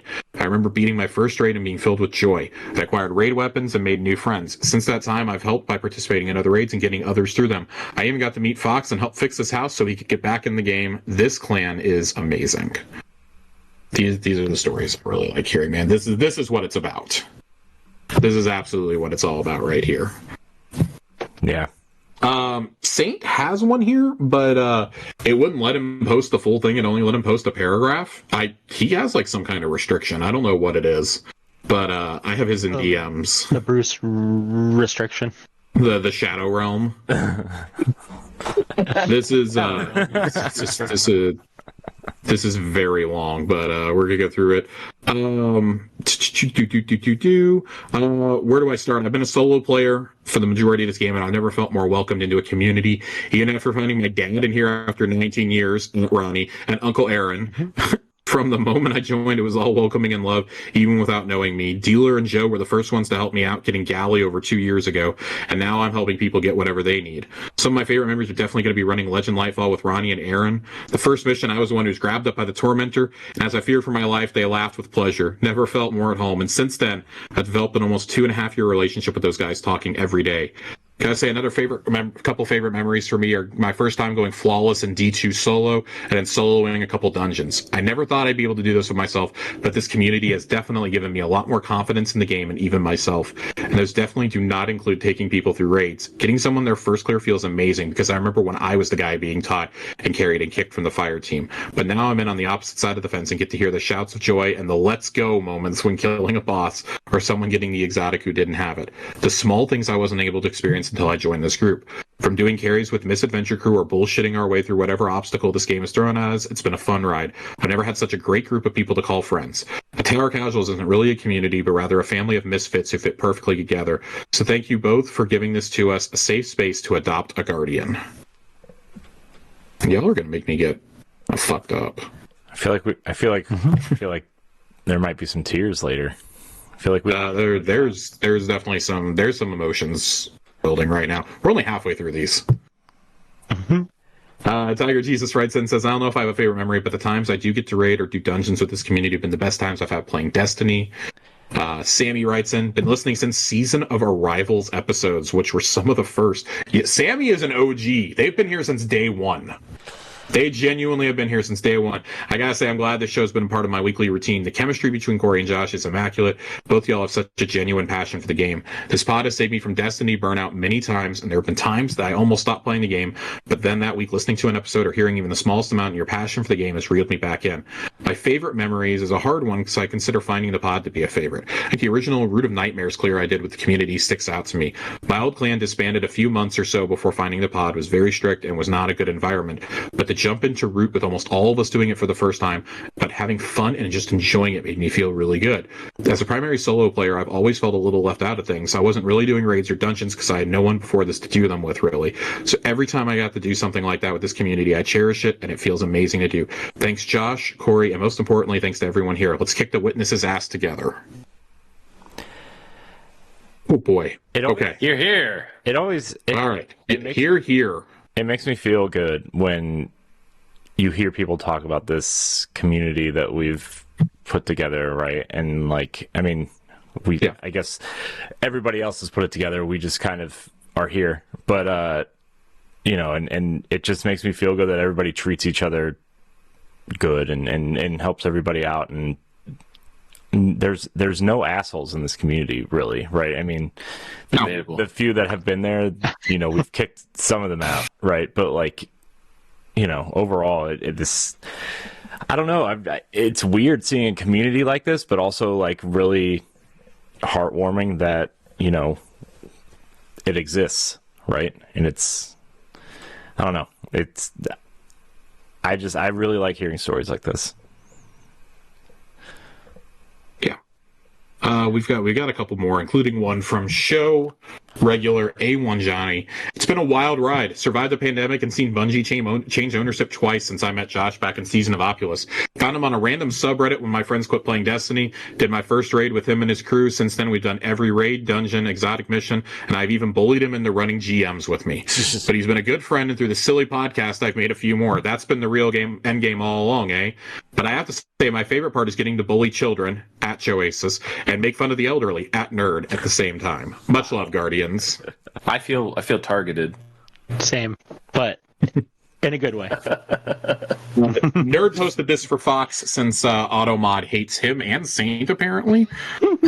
The most insane thing about this whole Tower Casuals thing is that I've met some of the most amazing and interesting people in the world. That's a very long list of names. However, I can say that I've interacted and played with most of the people in this clan. I started listening to this pod quite a while ago, probably about 2 years if my math is right, but let's get to the list. You've been listening longer than that, Fox. You were writing in before episode 100. I remember explicitly. I'll start with one of the first friends I made here, my dear buddy Ronnie. This old fart has been a constant positive reminder in this game. He's always itching to do something, even if it's just goofing around in the tower. I confided a lot about my personal life to him, and he's always given some of the greatest advice a young fella such as myself could receive. Through him, I met Saint, Aaron, and Tesla, the latter of which I'm indebted to greatly, as he drove over 2 hours to come and help me get my electricity fixed so I could keep gaming. To the entire Misadventure crew, I love each of you as if you were family. The laughs and joys, not Joes, that we've had through the entire existence of that little pocket gang will resonate with me the rest of my life. Joe, mi amigo, you're one of the most chill mofos I think I will ever meet. Always around for shenanigans and clowning with some of the most insane ideas. You are truly one of a kind. Which this mention of Joe bleeds into our Ron Day 1 team. We fucking did the thing. It took us 13 hours to beat the damn thing, a feat I didn't think was possible with our 3 brain cells combined. The team was composed of myself, Joe, Finn, Nadiki, Dealer, and Rex. Y'all are real ones for enduring me blasting myself with a rocket every 10 seconds of that raid. That 13-hour window was some of the most exhilarating hours I've ever experienced. How could I possibly forget Nerd, the man behind the curtain? Through a simple DM, we found out we grew up in the same town, and at that time he was living it up in PA, and we talked on and off for a while until he moved back to Little Ohio. We met up at a bar I work at, and let me tell you, he is one of the tallest sumbitches I've ever met. Shout out to the mod and events team. Y'all are really the folks keeping the server moving in an interactive and fun direction. From the raid nights to sussy Sundays, shout out Joe, and fashion contest to the dungeon crawl. You guys really keep stuff moving here, and I love it. And last but most definitely, the host of the show, Josh and Corey. Thank you guys so much for this community. You've gotten me through the hardest 2 years of my life. From being in some super low places to super high places, this show has helped and saved me in ways that are impossible to count. I'm eternally grateful for the community you guys have spawned simply out of love for the game. There's no other community in the world I would rather be a part of. This is truly a warm and welcoming place for all Guardians. I love the entire server and the people within beyond any words. If I have a favorite memory, it'd either be Aaron just straight up walking off the edge and me literally dying, or our day 1 run. I'm done gushing about y'all, and to anyone I did not mention, I love y'all equally as the people I did mention, except Aaron. Now, let's go get this Megamind-looking son of a bitch. Man, Aaron must have walked. Aaron catching strays, man. Yeah, the fact that everyone in that crew has written in with the same memory is funny to me. All right, we've got one more before we get on to some personal thoughts from the 4 of us and start wrapping this up. Airmail writes in and says, stumbled onto the pod when I came back to D2 in early 2022. When my clan eventually succumbed to Destiny fatigue, I jumped in the clan. I finally feel like I found a collective of gamers I can be myself around. I love the community mentality and approach to helping each other. There's a unique dynamic here. We have top-tier players that are basically artists in-game with their knowledge and skill, alongside eager newcomers grinding to fill their exotic list and war chest out, not to mention the gang of misfits that adopted me. Nerd is a huge asset to engage and keep the group coming back. This community is obviously a labor of love with so many contributors on so mane levels, but thanks for keeping the lights on and seeing this thing through to whatever shape we get. And we have one final one from Cade6. Cade writes in, not a question, but just a general post of gratitude. I've been listening to the pod every week since episode 130 after World Jukebox introduced me to you guys. Another OG, by the way. The sense of belonging you and the community has is amazing, and you guys should be extremely proud of what you have built. I look forward to listening every week and learn more about the game I have learned to love. Congrats on episode 200 to all your future endeavors, and always remember, it's been a week. Here, here.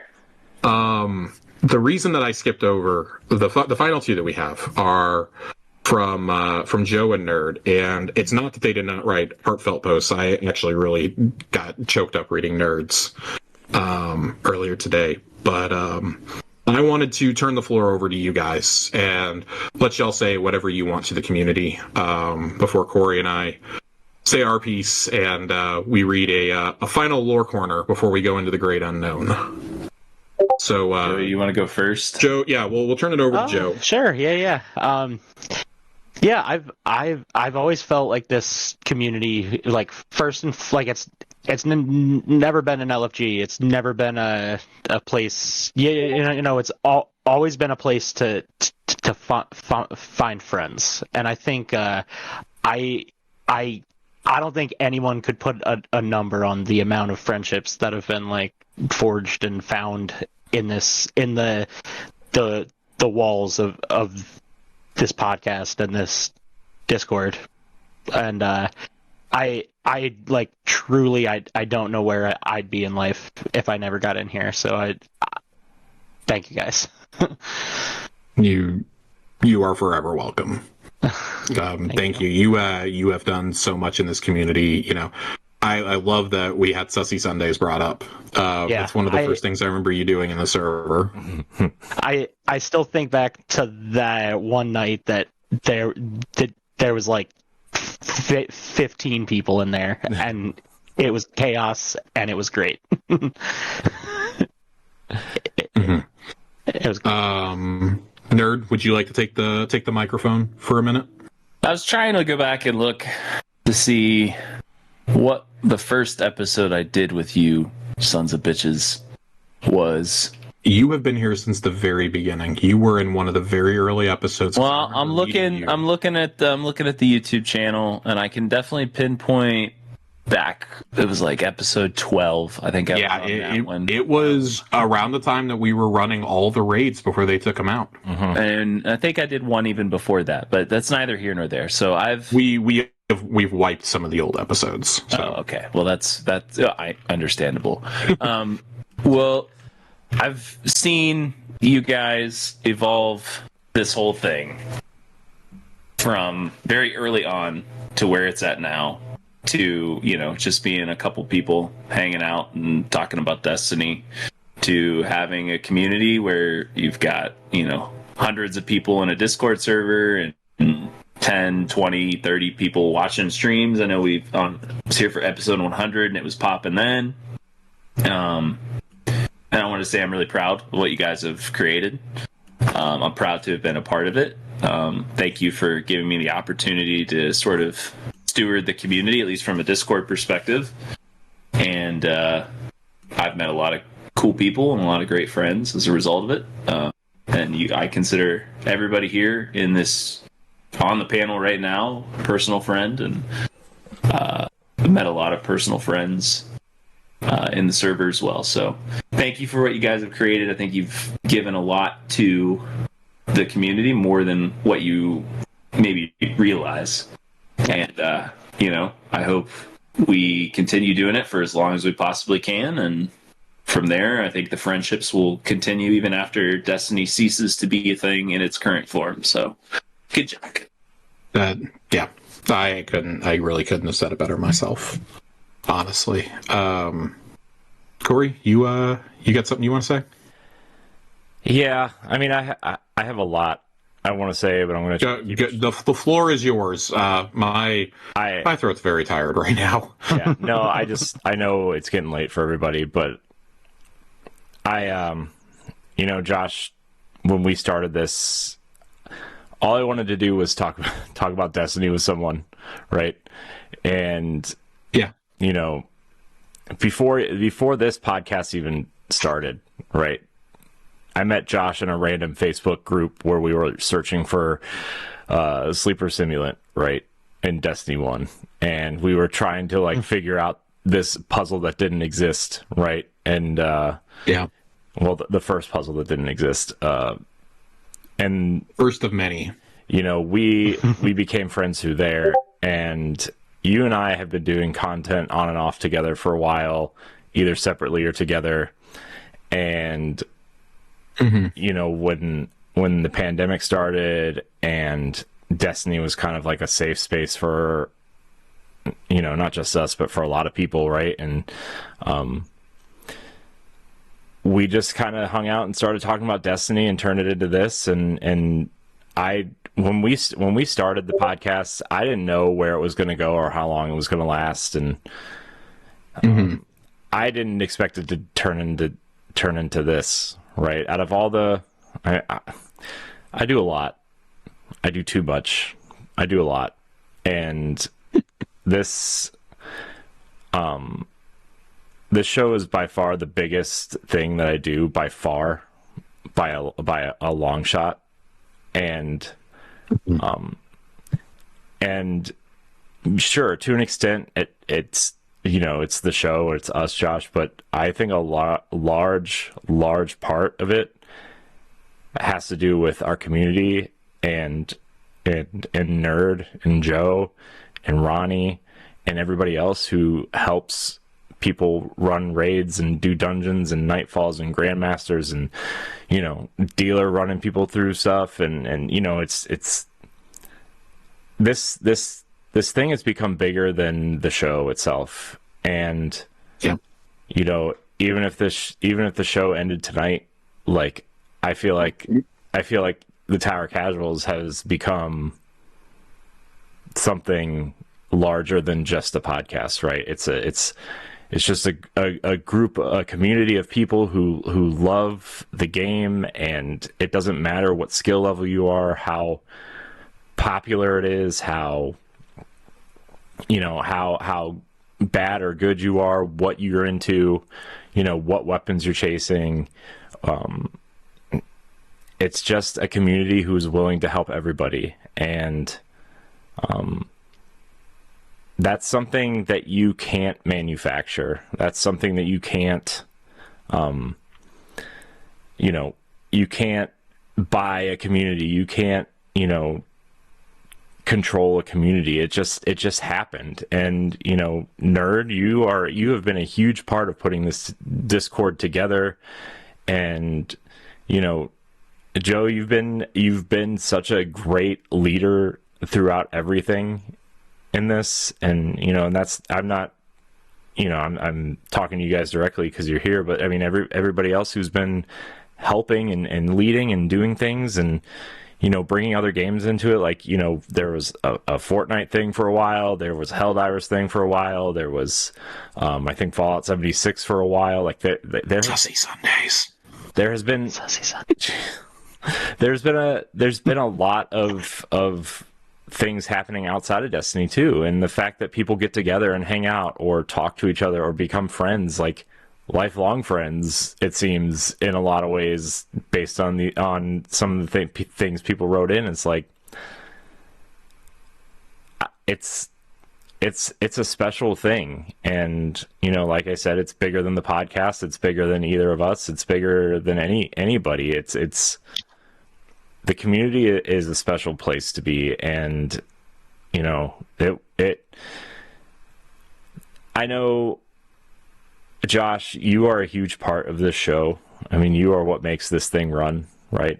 Yeah, I host and tell stupid jokes and everything, and make hot takes and whatever, but like, your knowledge and the way you retain knowledge, and the way you're passionate about the lore and how quests work, and like the relationships between characters, and like all these different aspects of the game that you're just so knowledgeable about, is what makes the show, right? I mean, I don't even remember what I had for breakfast yesterday, okay? Like, let alone like lore from 2 years ago, and you're just whipping it out of your ass like, oh, you know, this guy did this, and Osiris picked his nose on Neomuna because Strand fell out. I don't know. Strand! Yeah. So, Strand nose picks so hard. But Josh, you're the heart and soul of the show, and you know, I don't know if this would have ever gotten half as popular if you weren't as engaged as you are, because that's something that I wish I could be more engaged in the game, you know. And you've made this show a special type of show that I don't know if anybody else could have pulled off either. So, you know, I'm so grateful and appreciative of you as a co-host, and you know, I think a lot of where we are is because of you specifically too. So, y'all gonna make me act up. Y'all gonna Jilly. Y'all really gonna make me act up. But Josh, the Mavs won. I don't handle people saying nice things very well. That's fair. I don't either. So you better not talk to me. Well, you better get ready, buddy. Shit. All right. Anything else, Corey? No, I'll kind of wrap us up. I'm really appreciative of all three of you and everybody in the community and everybody in the chat and everybody who listens, and, you know, I just am appreciative of everything everybody does to contribute to this community, you know. So that's it for now. I could keep going. All right. I'm gonna try not to hold court here for too long. My voice is very tired. I want to start with the community and to the people who've been here, whether you've been here for one episode or you've been here since episode 1. You know, we established, you know, Sammy, World Jukebox, Tiger Jesus, Fox. You guys have been around forever. I remember the first time that Saint wrote into us, and I just dubbed him as Saint from that point because I was not going to read his full name out on the air. I believe it was Saint 14's 14-inch taint. That's exactly what it was. Yeah, buddy. But in honor of episode 200, I'll say the full name. Long taint. Seeing this show grow from something that had like 30, 40 listeners a week, we were happy to get questions from Joe. Joe was one of the earliest people to write into us, and now, you know, he's one of my best friends. You know, I talk to Joe every day. Joe was DMing me on Instagram questions before we even had the Discord, right? Questions. DMing questions. I used to be like, who is this Joe guy who's following me on Twitter, randomly soliciting Destiny opinions to me? I mean, you know, for everybody who's listened since the beginning, to the people who have been super active in the community, you know, whether it's through questions, through helping people do content, just general discussion, I feel like we just have such a caring community. You know, the people that I see all the time, you know, Knox, Tesla, Sammy, and the D-Key, Ronnie, Aaron, you know, things don't happen without you guys. You know, the Misadventure Crew's been such a huge part of it. You know, Fox is a gigantic part of it too. Always wanting to hang out. You know, I know Fox is part of a few other groups that I'm in. If I was picking memories, it would be definitely the Day One run was one, but the Witch Queen campaign with Nerd and Colonel Panic will always stick out as a very special memory to me in Destiny. Loading in one by one very slowly into that first mission, and all was just like, no, we'll come back, just go, and then we were holding up because it was like, oh, someone's joining your fire team, and we had to go all the way back to the beginning to get somebody, and it was great. Us getting really frustrated with the stupid fucking Savathun fight, sleeping on it, coming back the next morning and crushing it at like 7 a.m. It will always be some of my most treasured memories. You know, Joe, a lot of what we do in this community doesn't work without you. You are really the instigator of a lot of our stuff that we like to do here, you know, raid runs. You have been so accommodating to people who want to learn how to raid, who want to learn how to do dungeons, who just want to do higher end content, even just farm. Like, you have been one of the driving forces of that. I know we've established Ronnie and Saint and Aaron and Fox and Adiki as people who do that, but you were kind of the OG in that regard. When I think of somebody who wants to help people get through content, I think of you. I think of you helping other Guardians, you know, and obviously, you know, you and I are part of, you know, a friend group with John and a bunch of others. And, you know, that's not just something that sticks around in our group. That is who you are as a person. You are somebody who brings out the best in people and who wants to see others get to have the same cool experience that you've had. And I think that's why we kind of became kindred spirits in a lot of ways, whether it's, the previously established Sussy Sundays or, us making plans months ago to go through the final shape together because we are both such huge story aficionados and don't want to miss a single drop of what's happening. It has been a pleasure to to partner with you on a lot of things and to see you grow. I feel like I've seen you gain so much confidence from the time that I first met you, to where you are now wanting to set up runs. You are now setting up runs. You are leading people. And I have seen that not just, in terms of you, interacting with, groups that we play with, but, in terms of being a leader, like I've seen you grow as a person. And there's no greater privilege as a friend than seeing your friends grow. Nerd. Gosh, here we go. I've long called you the secret third chair of the show. Without you, the community simply doesn't grow the way that it did. You were the first one to bring up the idea of a Discord to me and to Corey. For years, you wanted to get groups together, and they were valiant efforts, but we could never quite get beyond just our normal friend group of 15 people combined. Mm-hmm. And then you were like, you came to us before episode 100 and you were like, what if we do a Discord?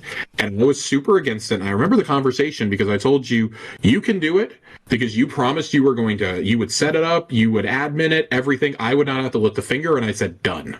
Because I was so against the idea of a Discord. I have never been so wrong in all my years of playing games. The joy that this community has brought me is just so special. It has been a rough couple of years. You guys know everything that's gone on. But you've gone from somebody that I was happy to just have friends to play the game with regularly beyond, no offense, John. We grew the friend group beyond just you, me, Phil, and Max to play with Nerd and Colonel and Corey and everybody else. And you have become one of my very best friends outside of this game.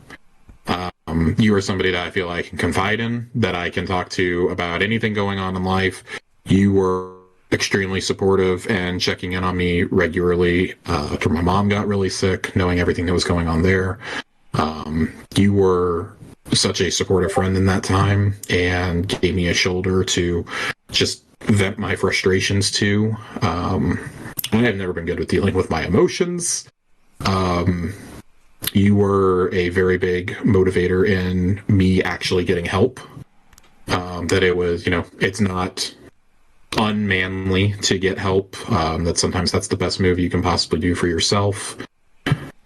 And man, I don't have enough words to describe what your friendship means to me. I don't think any words will describe it. I don't think any words can do it justice. Man, I am a genuinely better person. I am a better friend. I am a better man because I met you and because I can say that you are my friend. I think it's really special when the bond between friends can go beyond just pixels on a screen and you can share the joys and triumphs in life with somebody. And I want everyone listening to this to know that there are no truer friends than people like Nerd in this world. If you find a friend like him who will be the most loyal person you have ever known, who will go to bat for you, who will be there to pick you up at a moment's notice, hang on to them. Like that, people like Nerd and Joe do not come along in life every day. I am extremely fortunate to have several friends that are like that, but I know not everybody does. And that's why I'm so glad we have this community, because it feels like everybody else is finding those connections and those friendships that I have been fortunate enough to find through this silly little video game. So, Nerd, thank you for being you. Thank you for being an incredible friend. Thank you for being a great content partner. I have gotten to see you grow as a friend. I have gotten to see you grow as a creator. I have gotten to see you grow as a creative. As a man, as a father, And just like with Joe, like there's no greater privilege. Like this is more important than a game. There's nothing more important than seeing your friends live their absolute best life. Thanks, man. Yeah, man. And then thank you, Corey, man. What can I possibly say about Corey that has not already been said tonight? Nothing. There is not a show. Nope. We're getting this out. I'm starting to get really emotional. We're getting this out before I have a full breakdown before Lore Corner. There is not a show without Corey. It's that plain and simple. It's that cut and dry. There's not a show without Corey. It was Corey's idea.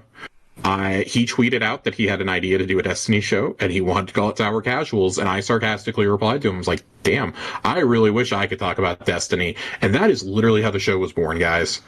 We just decided to do it, and that night we sat down and recorded what would be the very first Tower Casuals episode. There's been growing pains, like with any show and any community, but I think a show like this only works if you're doing it with your friends. When you find somebody that shares that same passion for the subject matter as you, and you find somebody who kind of complements your own skill set. When we first set out to do this, I just really wanted to talk about the lore, to be honest. This show really reinvigorated my love for the game. I probably would have fallen off the game a very long time ago if I was not doing this show, to be frank. There's been a lot of ups and downs, and I think that's what really tests you as a content creator. And I think the fact that Corey continually produces and runs a show so effectively as he does with all of his other commitments. I don't know if you guys know how busy Corey is. I don't know if we've mentioned it before, but he's a little busy. Between, producing and editing stuff at his day job and then, other shows outside of here, being a father, being a husband, like those are full-time jobs. You don't get to just put those down at the door at 8:30 when they go to bed. That's a full-time 24/7 gig. I'm the asshole over here, who, works from home and has a cat to take care of. So, for Corey to continually come in here with a positive attitude and to be so excited for Thursdays, Corey, I've lost track of how many times you've told me how excited you are to do this show every week. Every Thursday, Corey messages me and is like, Josh, it's Tower Casuals Day. Every time when I log on, he's like, it's Tower Casuals Day, regardless of how long of a day here I have had. And I'm usually coming in looking half exhausted. Corey's cracking what has to be his third energy drink of the day. That number. And that you might need to get checked out for that. And yet, Doctor the show still... the show still turns out the way it does. It is probably the closest thing to the tower being on fire that we can possibly imagine at times, but somehow the show continues to just churn along, and I think that everybody else nailed it, so I don't want to dwell on it too much, but it's gone beyond the show. It's a community. It's not just like, oh, join the Discord, join the clan, but Tower Casuals is anybody who listens to this. We wanted to show that in a community that didn't have to feel focused on the end game or on like the top 1% of the player base. This is a pod for those who are curious about the game, who want to just, who want to learn about the world, who want to hear some cool lore, hear some stories, hear two friends, sometimes three, cutting up, joking around. And I think that as the show has grown, we've both become a lot more comfortable sharing our lives with you guys. And in turn, you guys have shared them with us. There is nothing I can possibly say to Corey that will show the eternal gratitude I have for him asking me to do this with him. This is by far and away the most successful pod I've ever done. A lot of pods will flame out before episode 100, and here we are 200 strong with plans for like 4 more in the next week and a half. There is not a co-host I would do this with otherwise. And better or worse, we're here. We are riding this to the moon, as some would say. Maybe to Reese. So that's really all I've got. Does anybody else have any final words before we do a lore corner and get out of here? I have one more thing to say to you, Josh. Hit me, Corey. So, as you know, my life has changed over the course of this show quite a bit in multiple ways. And I don't get to play as much Destiny as I would really, really like to anymore. I still play a lot, but not as much as I would like to. And my game time is constrained to certain times of the day, or certain days of the week, like the weekends. And a lot of the reason why I'm excited for Thursdays is because, like, I know that you've done what I am either waiting to do or maybe don't have time to do at the moment. And, you know, Destiny, like, a lot of my Destiny playing is through Tower Casuals now, honestly. And, like, I'm so thankful that I get to still experience the game how I want to experience it in a way, even though I sometimes have to wait a couple weeks or have to wait, you know, a couple days to do the things that I want to do. And like I said, Josh, you say there's no show without me, but this show is not the show without you. And yeah, that's my final word. And this community is not the community without Nerd and JoASIS and Ronnie and Fox and everyone. A1 Johnny, don't forget it. You know, we'll talk about him later. That is somebody that I neglected to thank, but John, genuinely, I said a lot of nice shit about John on episode 100. It's okay. I mean, I still go back and listen to that. I still DM Johnny sometimes for Titan builds. I mean, it's probably been like 6. I tell John I appreciate him regularly. So yeah, I open that DM thing to him like 3 times a week. I'm like, I need more Titan builds, but then I'm like, I don't know if I have the right stuff to do it, so maybe not. But yeah. Johnny, Tiger G. All right, guys, we have Sammy. We have. Oh, go ahead. Sorry, I was just shouting out everybody. I can't name everybody that I'm grateful for. The list is too long. We have one final lore corner for the Year of Lightfall. We read this a few weeks ago, but I think it's kind of perfect to encapsulate what I feel the show is about. And reading Gallarhorn this time, that is probably my favorite lore tab in the entire game. With fucking Randy and his tracking bad omens, but this is one from the Into the Light lores. We're not going to discuss it. We're just going to read it, and Corey will take us home. But it's called Hot Off the Shelf. From Ember Haddad, senior editor at the City Herald, presuming that's a city newspaper. My new friend is an unassuming young man in a torn flight jacket, still coated in a fine layer of dust. His ghost, Rivet, is looking impressively smug for a small metal being. They told me I'd never find my guardian, Rivet tells me. That I should try my luck with the Hive, but look at him, he's beautiful. Like all Risen, Rivet's beautiful new guardian has no memory of who he was, where he is, or what his purpose might be, but he nods agreeably when Rivet explains to him that guardians protect the last city. I'm here to fight Fallen and Cabal, the guardian says proudly, but only the mean ones. He's still figuring a few details out, Rivet says. It's been a very eventful past few years in the Sol system. I ask Rivet, at this point in time, how does a ghost go about getting their new guardian up to speed? Well, you start by warning them about what threats we'll be facing in the field, right?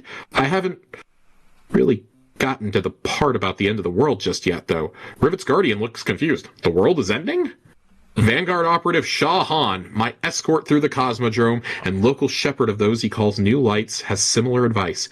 It helps to focus on the basics. Let them test out their light, learn what they're capable of. The details can come later. Even now? Yep. Once they've got a hand on the little things, saving the world comes naturally. I can think of a better lore piece to close out episode 200 and to encapsulate this show and its community than this piece right here. It was because of the Shahan reference, wasn't it? I actually really laughed when I read this. The minute I read this for the first time, I knew we had to end 200 with this. I do find it cosmically funny that it's Shahan saying maybe the most poignant lines that I've seen since the Gallarhorn lore entry. And it's only fitting that this is coming like 2 years after that piece. So 2.5. But yeah. Corey, why don't you take us home? Let's get out of here. All right. Let's the final shape is the next episode. It's upon us. It's here. So I want to thank everybody out there for watching and or listening or watching live episode 200 of Tower Casuals. I owe somebody some silver. So because they guessed. I will do a prize drawing tomorrow. I will have my partner hold the camera up and I will draw names out of a hat tomorrow for prizes. I may or may not have completely forgotten to write down everyone's names before we started. But if you submitted a memory to us tonight or you sent it to us in DMs, those will count. If we read it on the show tonight, it counts. I will do a video recording those tomorrow, and that will be, of course, for some silver, the Partners in Light lore book, and the Destiny 2 Steel book that I have. So your prizes will be mailed out probably on Monday. Fair warning. Yeah. Thank you guys for watching. Thank you guys for listening. Nerd, JoASIS, thank you for being here. All your contributions to this community and this show, and you know, Josh and I love you both. We really appreciate both of you. I don't know. You love can find to anytime. Yeah, you know where you can find Josh. You know where you can find me. Tower Casuals 200. I want to thank everybody for watching and or listening. And good luck against the Witness next week. Goodbye.